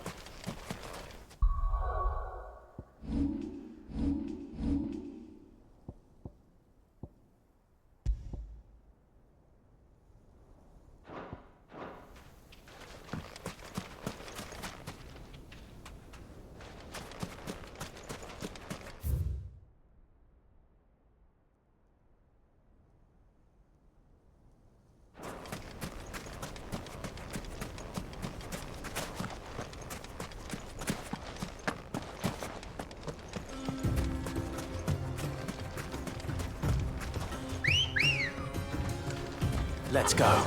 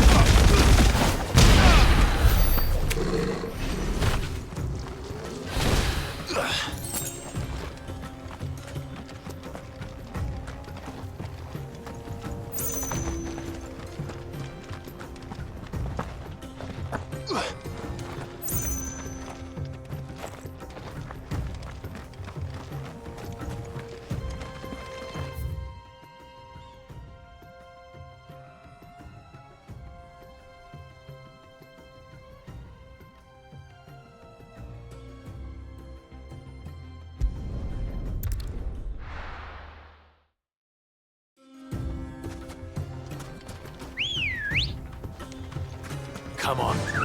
Run like the wind.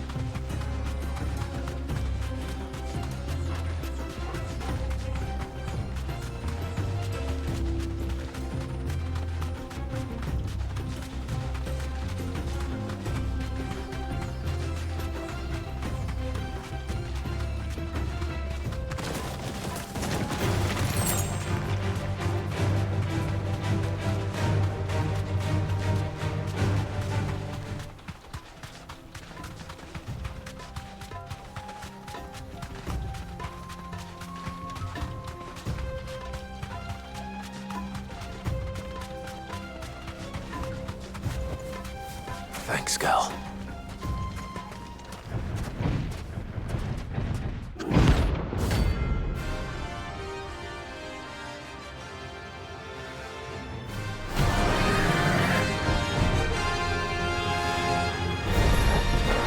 Well, Clive, it looks like you're gonna need an even bigger sword.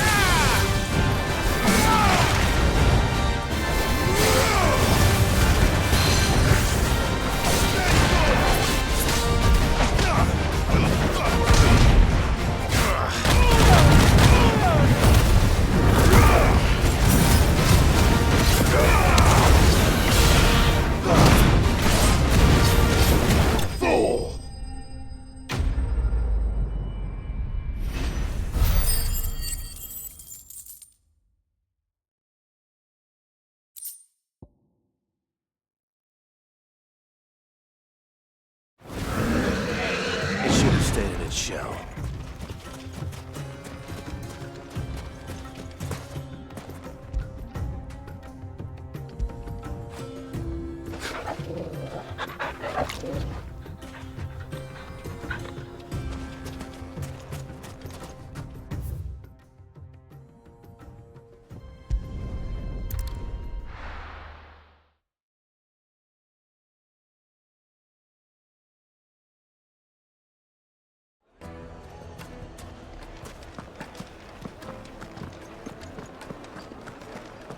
My carpets. Take a sniff, good Now, sir. Dusan, I know you're keen. Oh, where did all the men from up go? Plates and pots!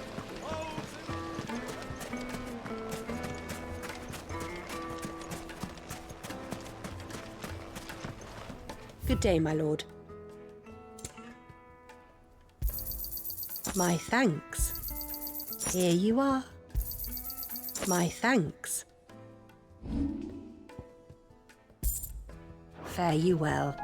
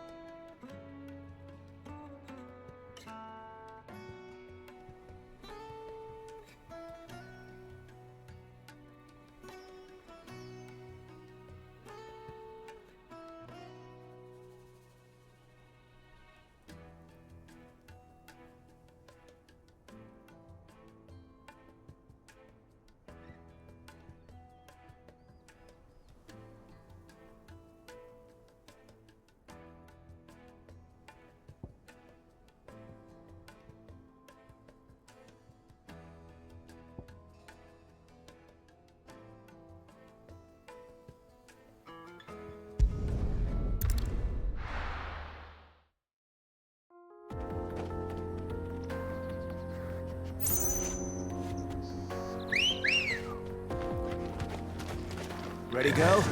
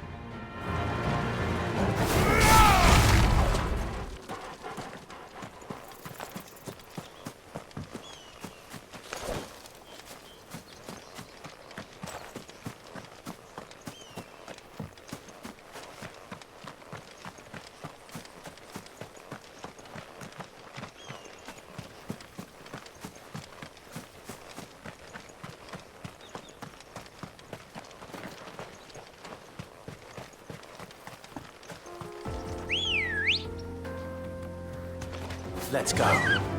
Faster!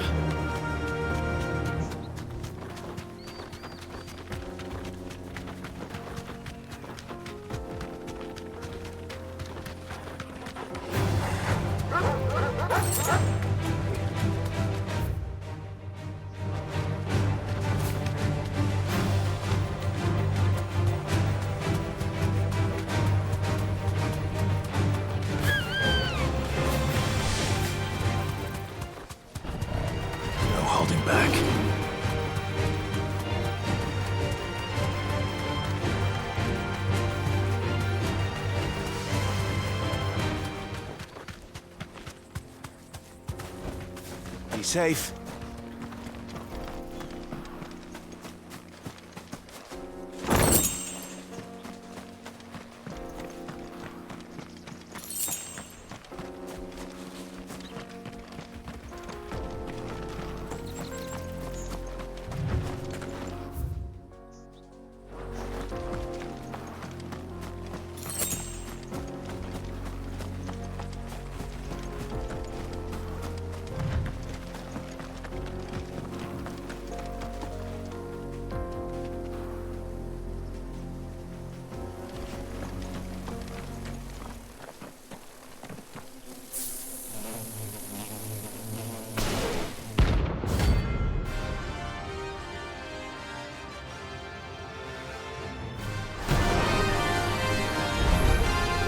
They don't look happy.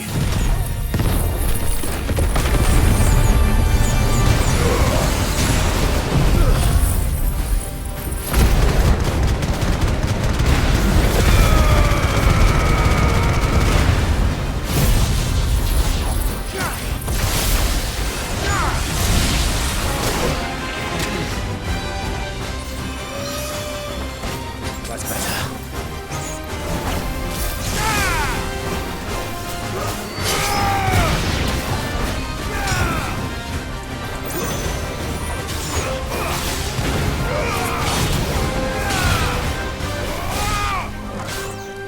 It's over.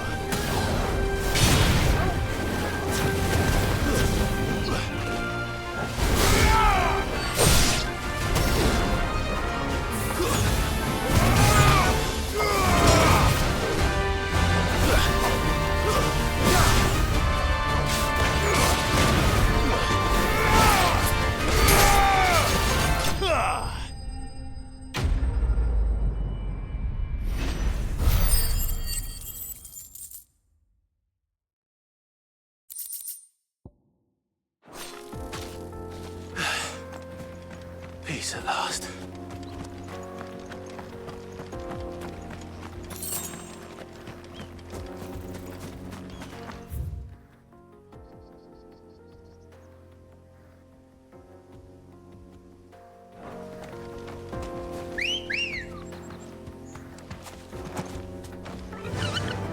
Yeah!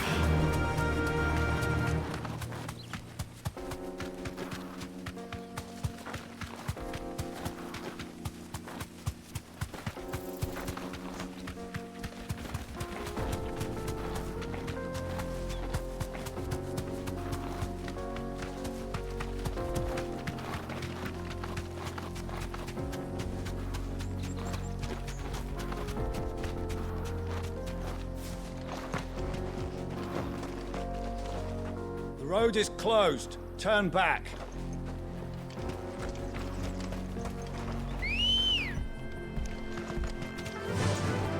Fly, Ambrosia.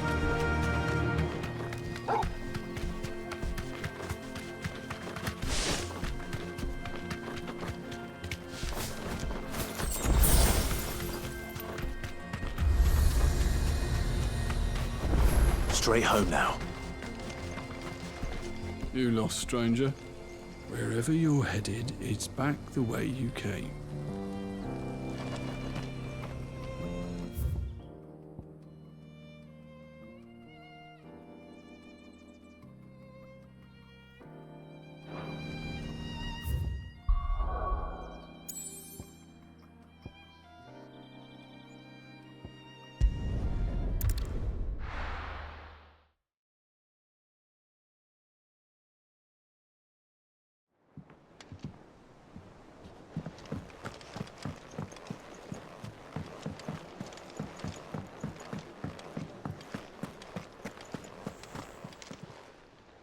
don't just stand there gawping. Go on, then. It'd better all be here. Clive? What do you want?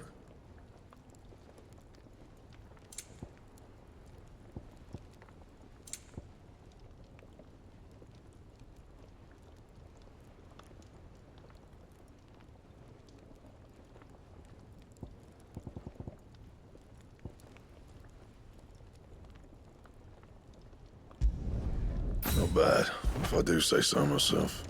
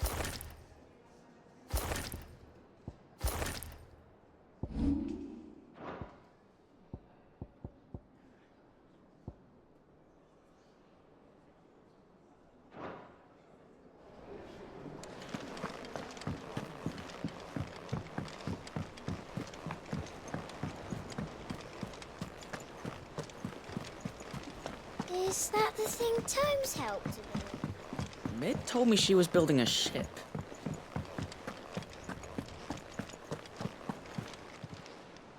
Welcome to the Patron's Whisper.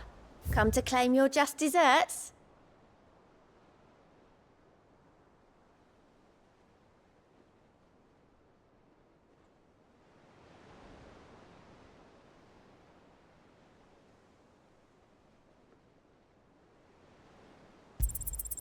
You earned this. All done?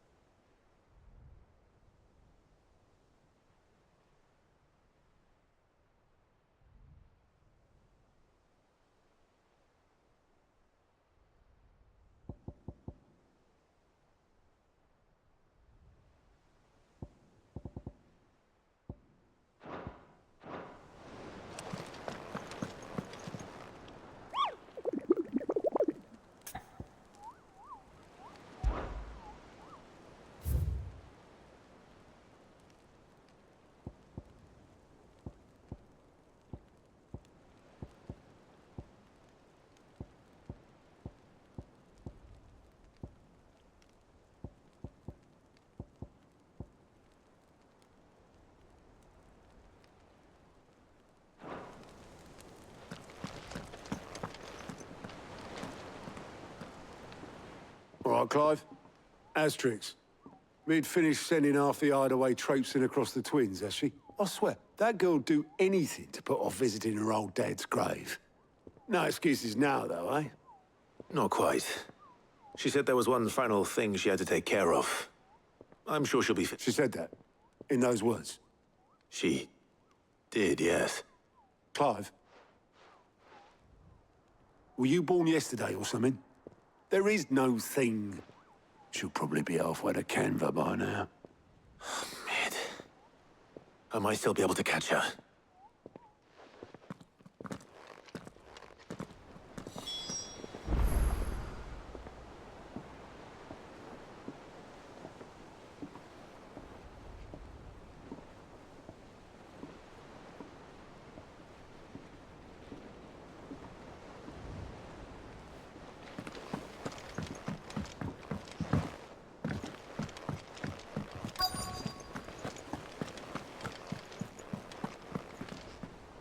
Obolus, have you seen... Yep. You in a hurry and all, are you? Oh, I offered to take her across, but she wouldn't wait. Got some luck, but anyway, I was on my way up to see you, as it happened. Got a letter for you. Urgent, by the sound of it. One of your uncle's men said I was to hand it to you in person. Thank you, Obolus. Don't mention it. What tidings, Uncle?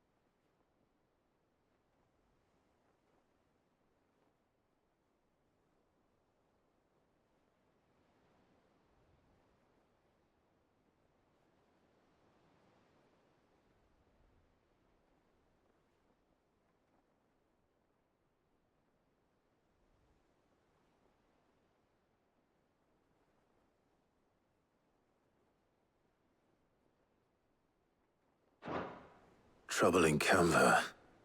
Well, I'll need someone to keep an eye on Mid.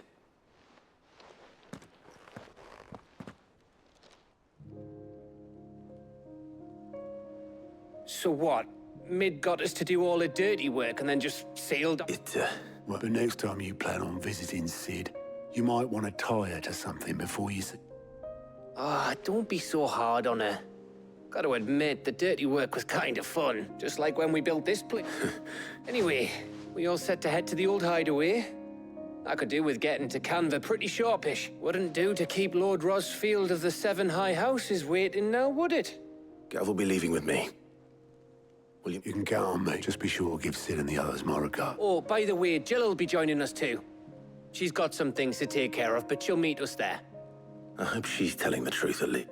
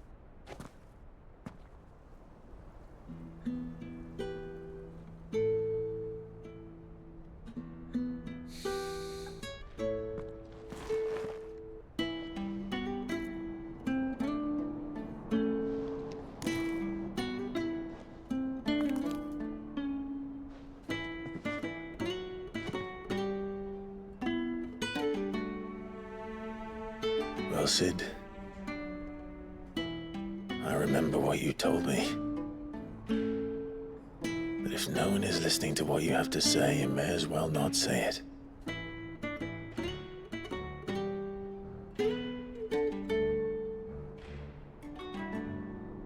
But I will say this, old friend. Hugo Kuka is gone. His shadow looms over us no longer.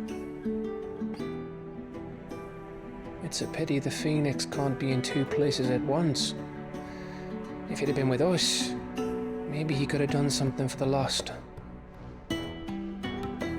Not even the Phoenix can bring people back from the dead. Life has a beginning and an end. So we must live while we have the chance. And not as slaves to the crystals, but as free men. May we join you?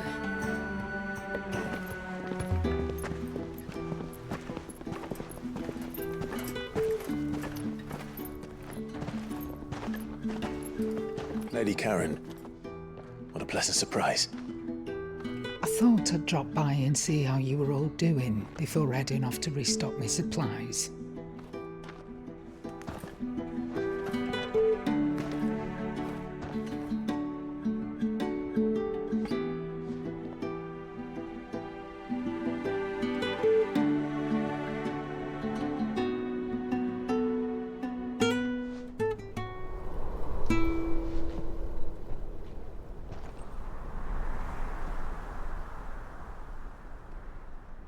It wasn't the most scenic view back then, but it were never as bad as this. I know. The Blight marches on. And soon, there will be no escaping sights like these.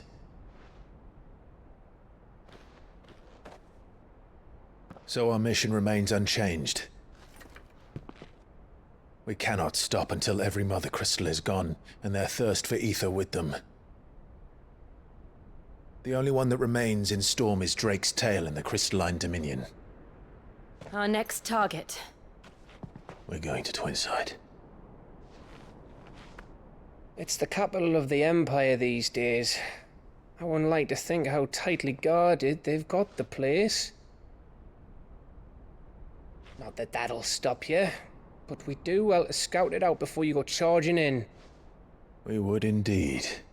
If you're off to the Dominion, you can take this great lump with you.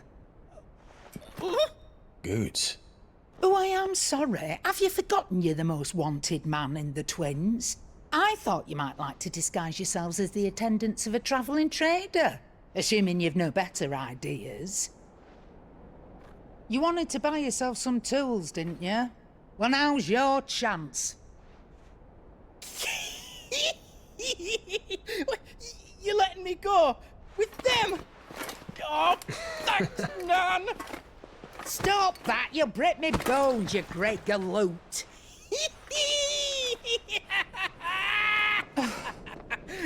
There's a caravan that runs back and forth between the Dominion and the Boklad markets. It's managed by the Merchants Guild. Just show them Goots' traders pass and you'll be on your way. It'll be a damn sight less risky than footing it the length of the Crystal Road. That's for sure. Thank you, Karen. And glad to have you with us, Goots. Oh, okay then. I'll get me things and I'll meet yous there. See yous down in Boklad. Get off! Me poor fingers! Jill, you're with me. Understood. And Gav. Already on my way, Captain. Be careful. Aren't I always?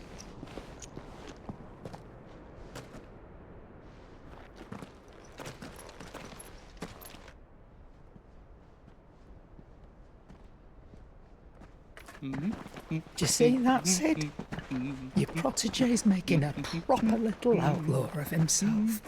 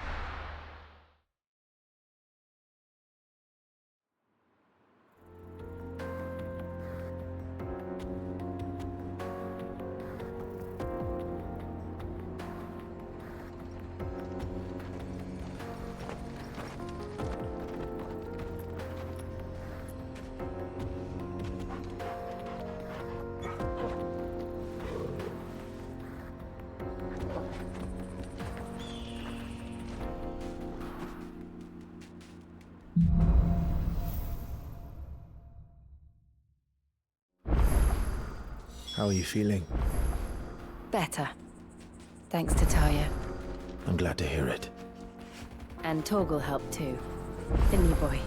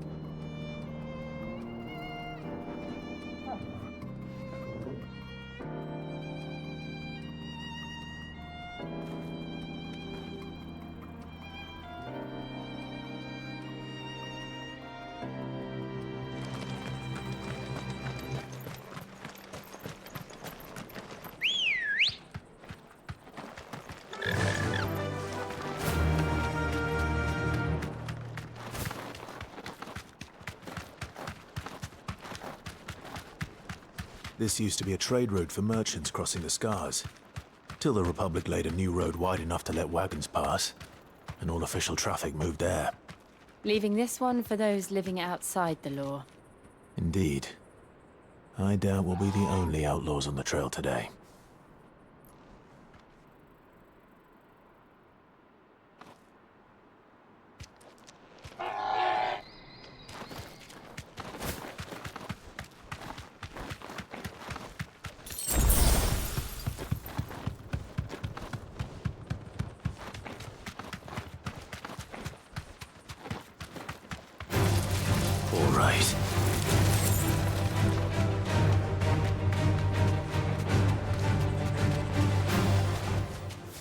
Safe.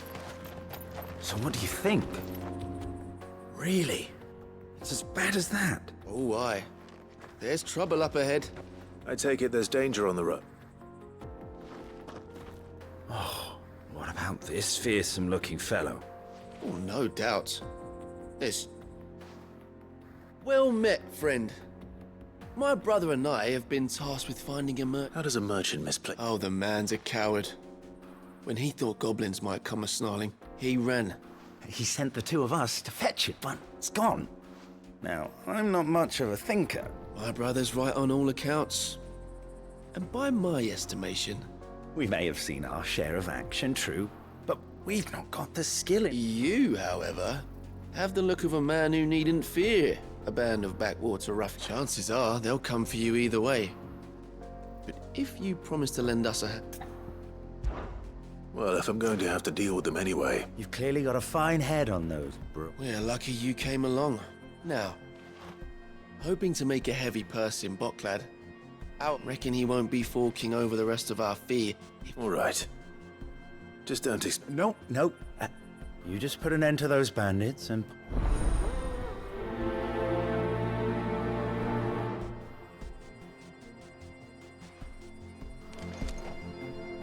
You'll be doing Boklad a favor if you can clear out that pass. Why? I dare say. I'm not sure I trust those two. But if there are bandits lying in wait, I should probably take care of them. Look lively, you lot. We've got guests.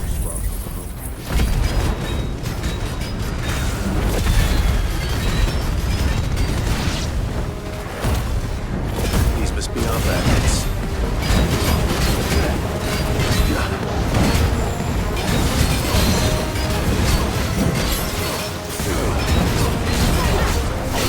Nice try.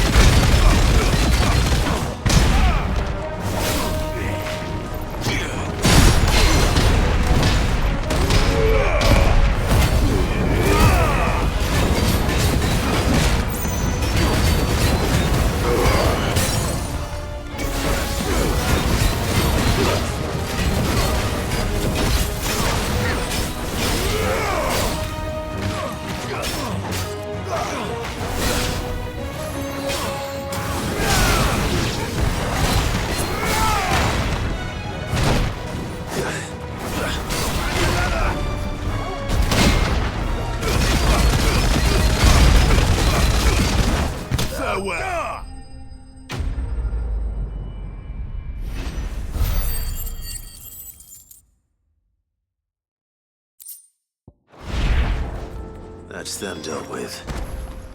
Now, where's that cart?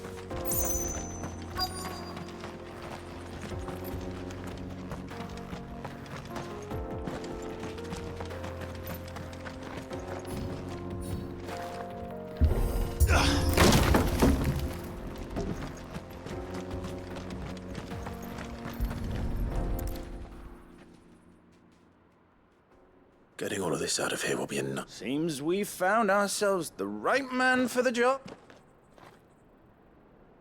Found the cart and didn't leave a single bastard breathing. And how exactly will he be getting his goods out of here? You leave that to us. After all, it'd be wrong to make such a fine war... You've done your part. And that's all you need to worry about. Here.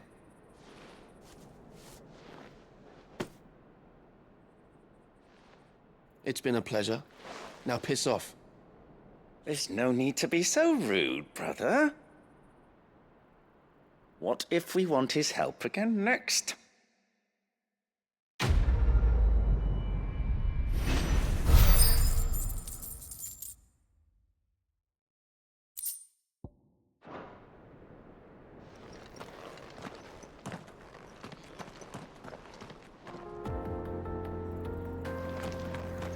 You've had your reward and you're not getting any more. Now piss off.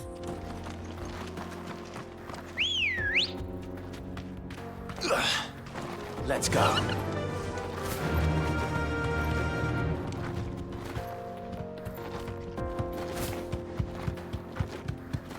I see the Dalmex lag behind Rosaria when it comes to bridge building. The fallen ruin should hold, at least. The path continues on the other side.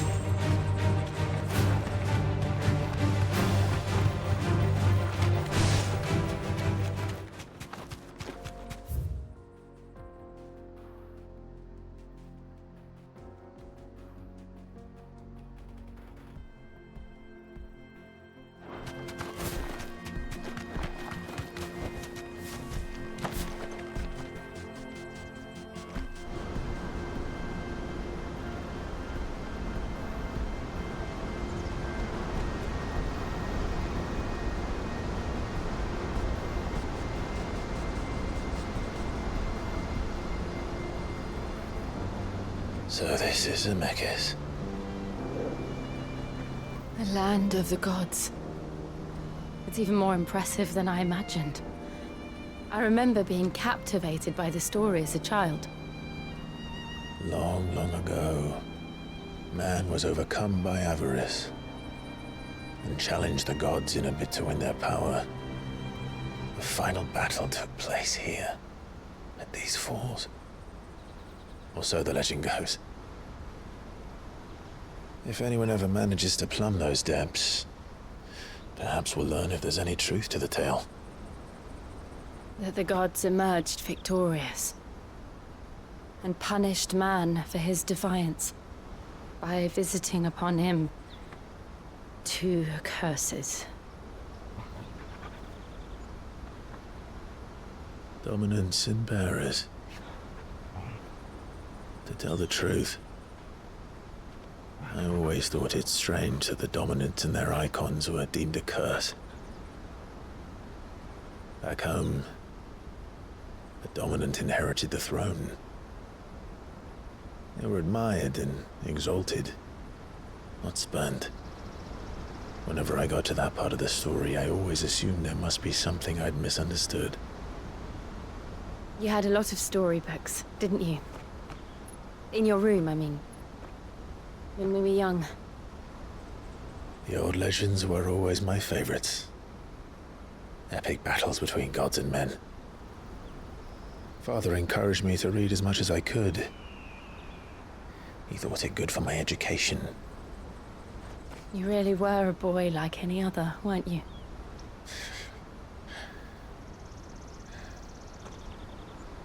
Just look at this place. It's enough to make you believe the legends are true. I know.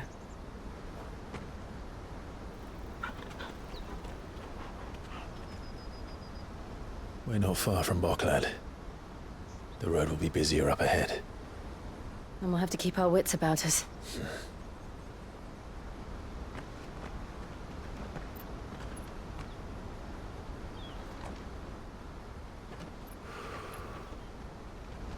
Clive? Something wrong? Nothing. It's nothing.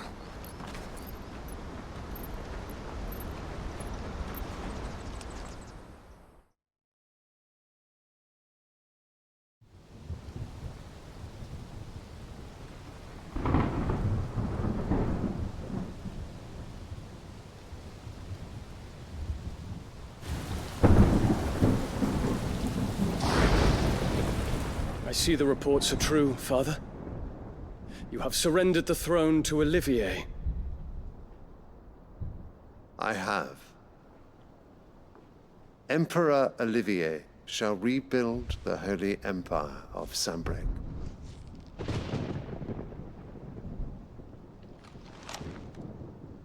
How is he to rule an empire? He is but a boy. I shall advise him until he comes of age. Father, please. Or for as long as I am able. The empire we seek to build needs young blood to rule it, and I can think of none better suited to the task.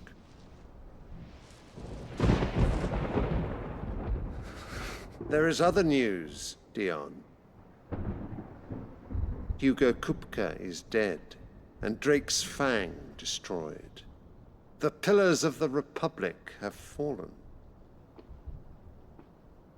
Ere long, the Imperial banner shall fly over every city in storm. And then, Valisthea.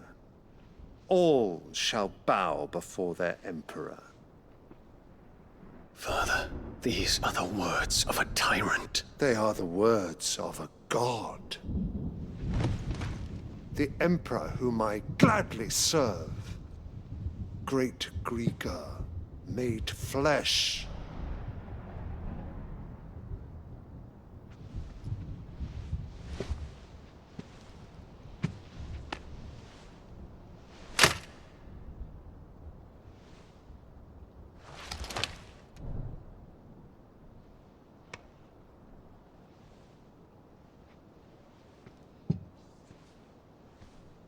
Return to your camp, Dion, and ready your forces.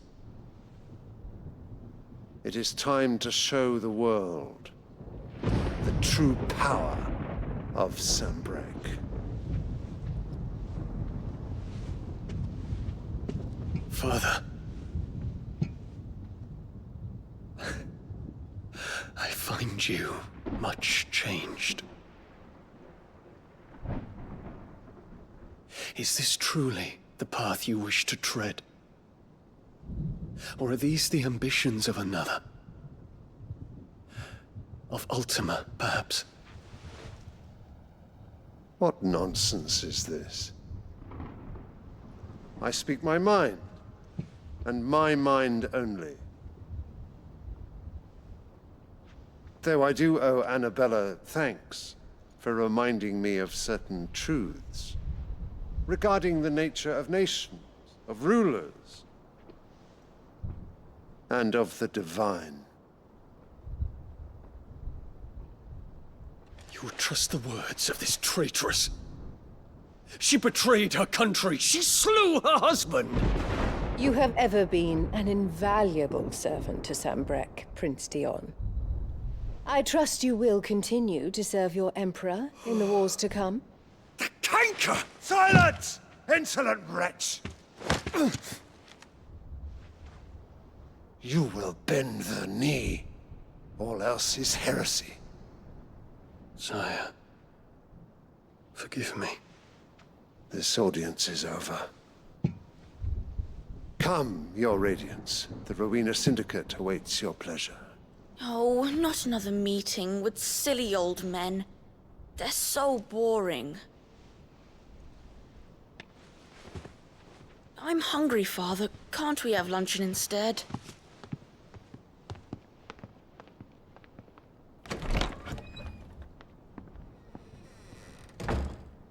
Does it pain you that you will not inherit your father's throne? I have suffered worse.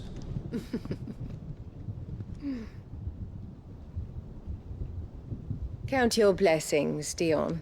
For a base-born child to be chosen by Bahamut is miracle enough.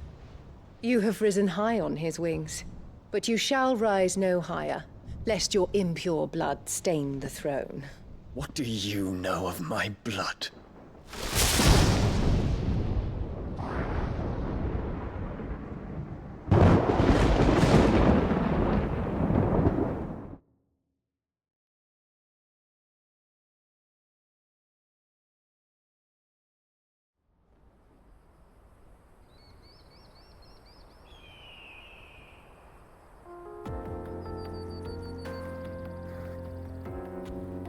The Boklad markets are to the north. We just need to hug the coast.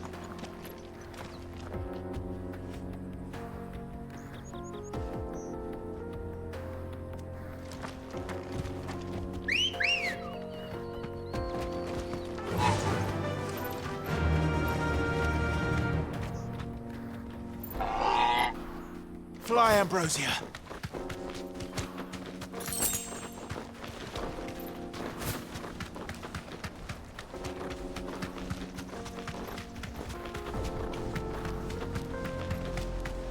Infiltrating the Dominion won't be easy with the Imperials on high alert.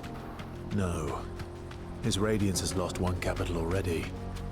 We can be sure Sylvester will do everything in his power to hold on to Twinside. His troops are well-trained and increasingly battle-hardened. But it's not as if we can wait for the siege to end.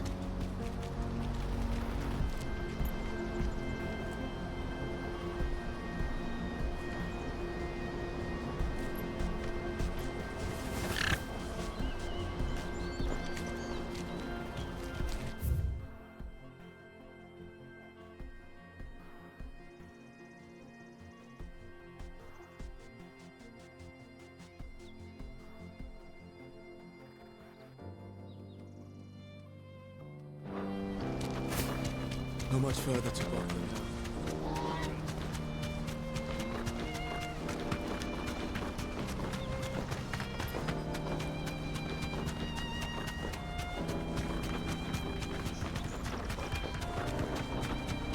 They've closed the road to Randalar. If the siege breaks, they'll need more than this to stop the Imperial legions marching on the capital. Oh, I'm done for. If you haven't got a pass, you're not getting through. Please! I'm begging you. The whole world's gone to hell.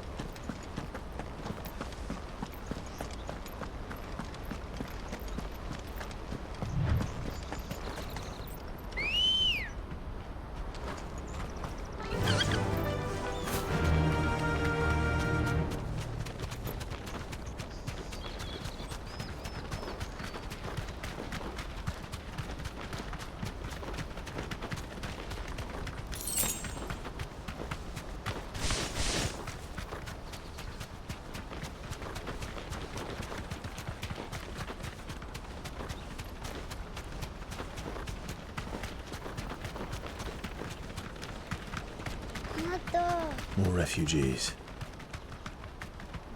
And they're all making for the crystalline Dominion. Because they don't know how to live without the crystal's blessing.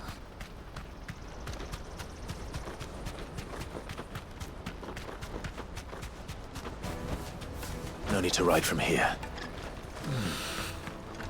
Boklad. Finally. There are no crystals here. This is where we're supposed to meet Goots, isn't it? That's right. He said he'd wait for us here after replenishing his supplies. I dare say he'll have finished by now. For hire. Best service.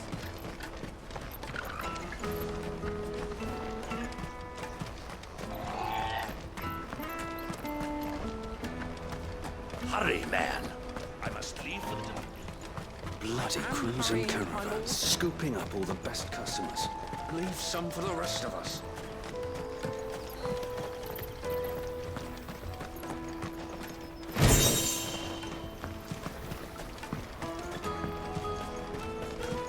I hear the brothers found another victim. Can you believe it? Believe it, all right. What's that? The third this month.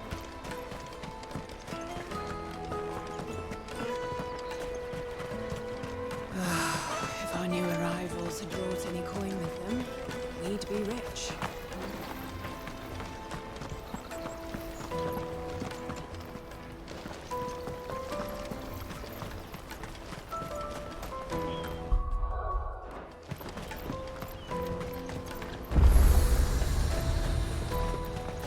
Out of my sight! What are you looking for?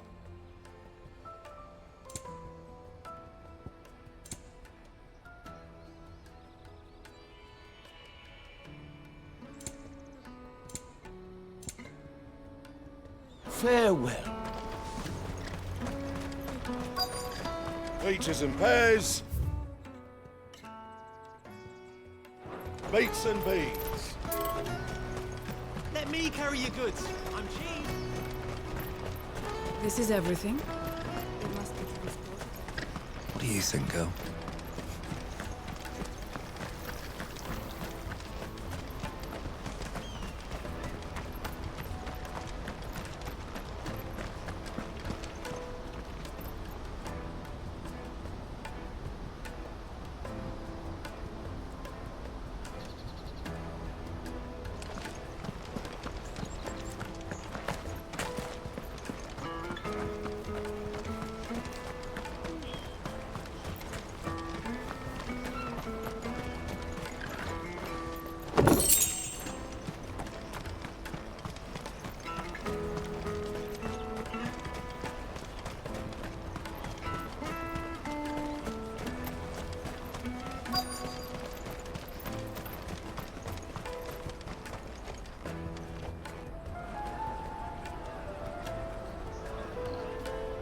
Wonders from across the water. Come one, come all, feast your eyes. Good sir, can I interest you in...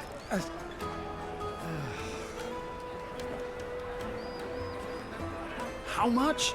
For a measly crust of bread? You won't find any cheaper. Not nowadays. They are more than welcome to look.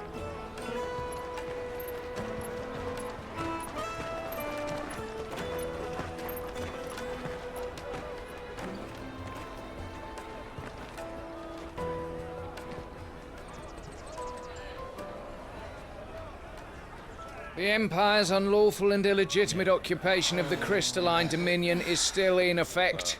Only those whose business in Twinside has been officially approved by the Republican Army will be permitted to cross the border. All who seek entry are to form a line and ready their documents for inspection. It looks like we aren't the only ones who are eager to leave. And they're checking everyone. Can't you make an exception? Not for the likes of you. We won't get through without that pass. Let's go and find Good, shall we?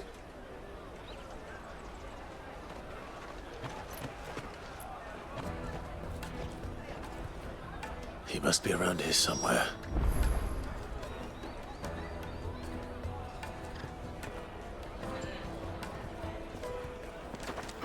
Tight-fisted.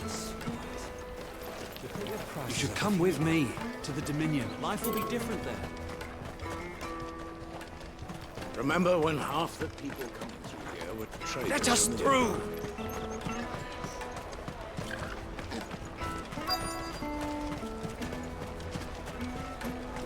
I'll take the large one.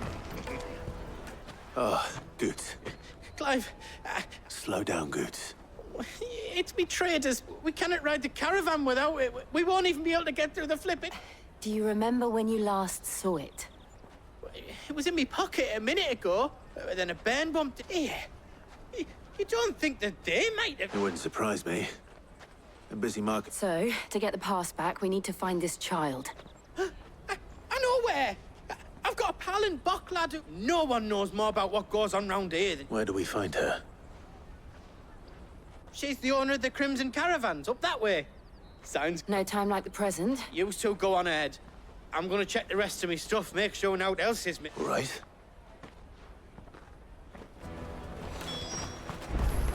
Let's keep an eye out for this red chocobo, then. And the other on our purses. Next to the checkpoint.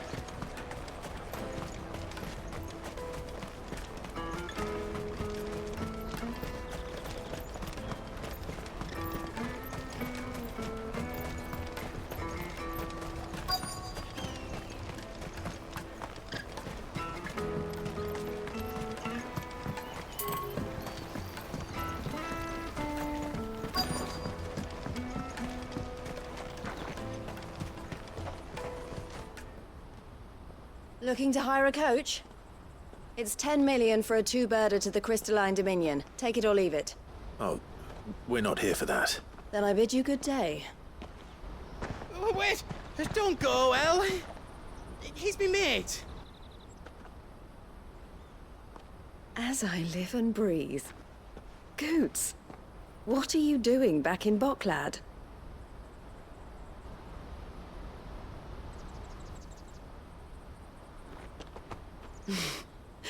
I gather Lady Karen didn't send you.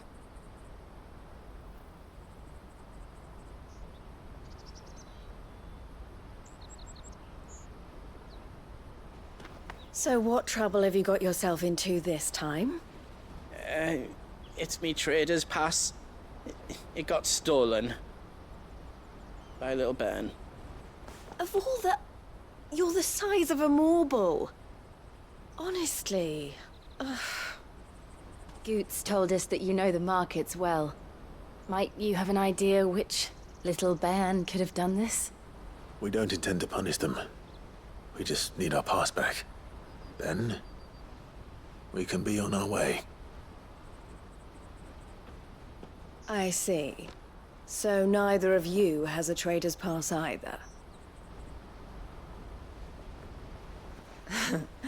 Not that anyone would take you for traders, but I suppose that's why you came to me, correct? Now, I can't say for sure who took your pass, but I suspect I know why they did it. Let me explain.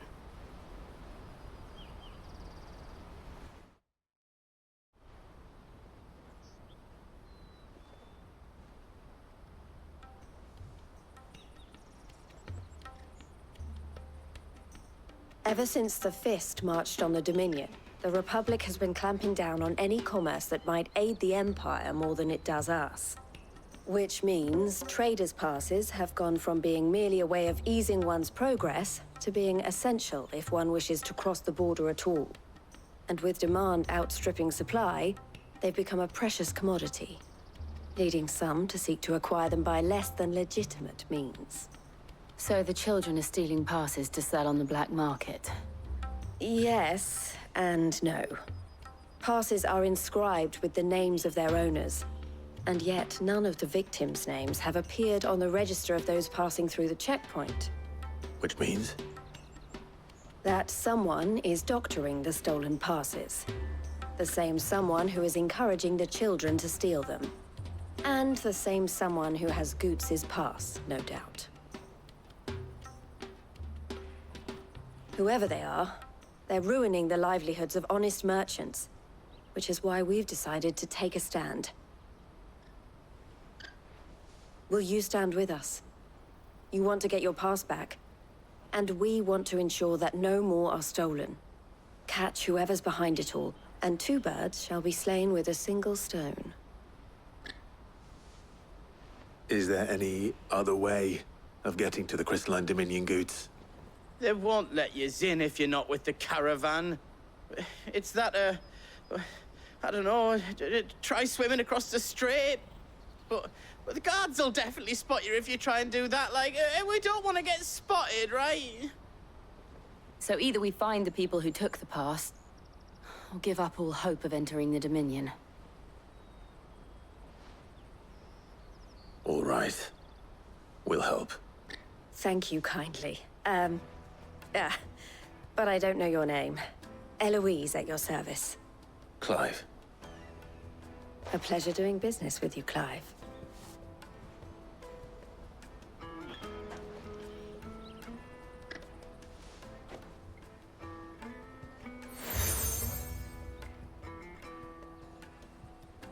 The proprietor of the furniture makers by the coach stop is spearheading the search. Wear that, and he will know you for a friend. I suggest that you speak with him first. The furniture makers. Understood.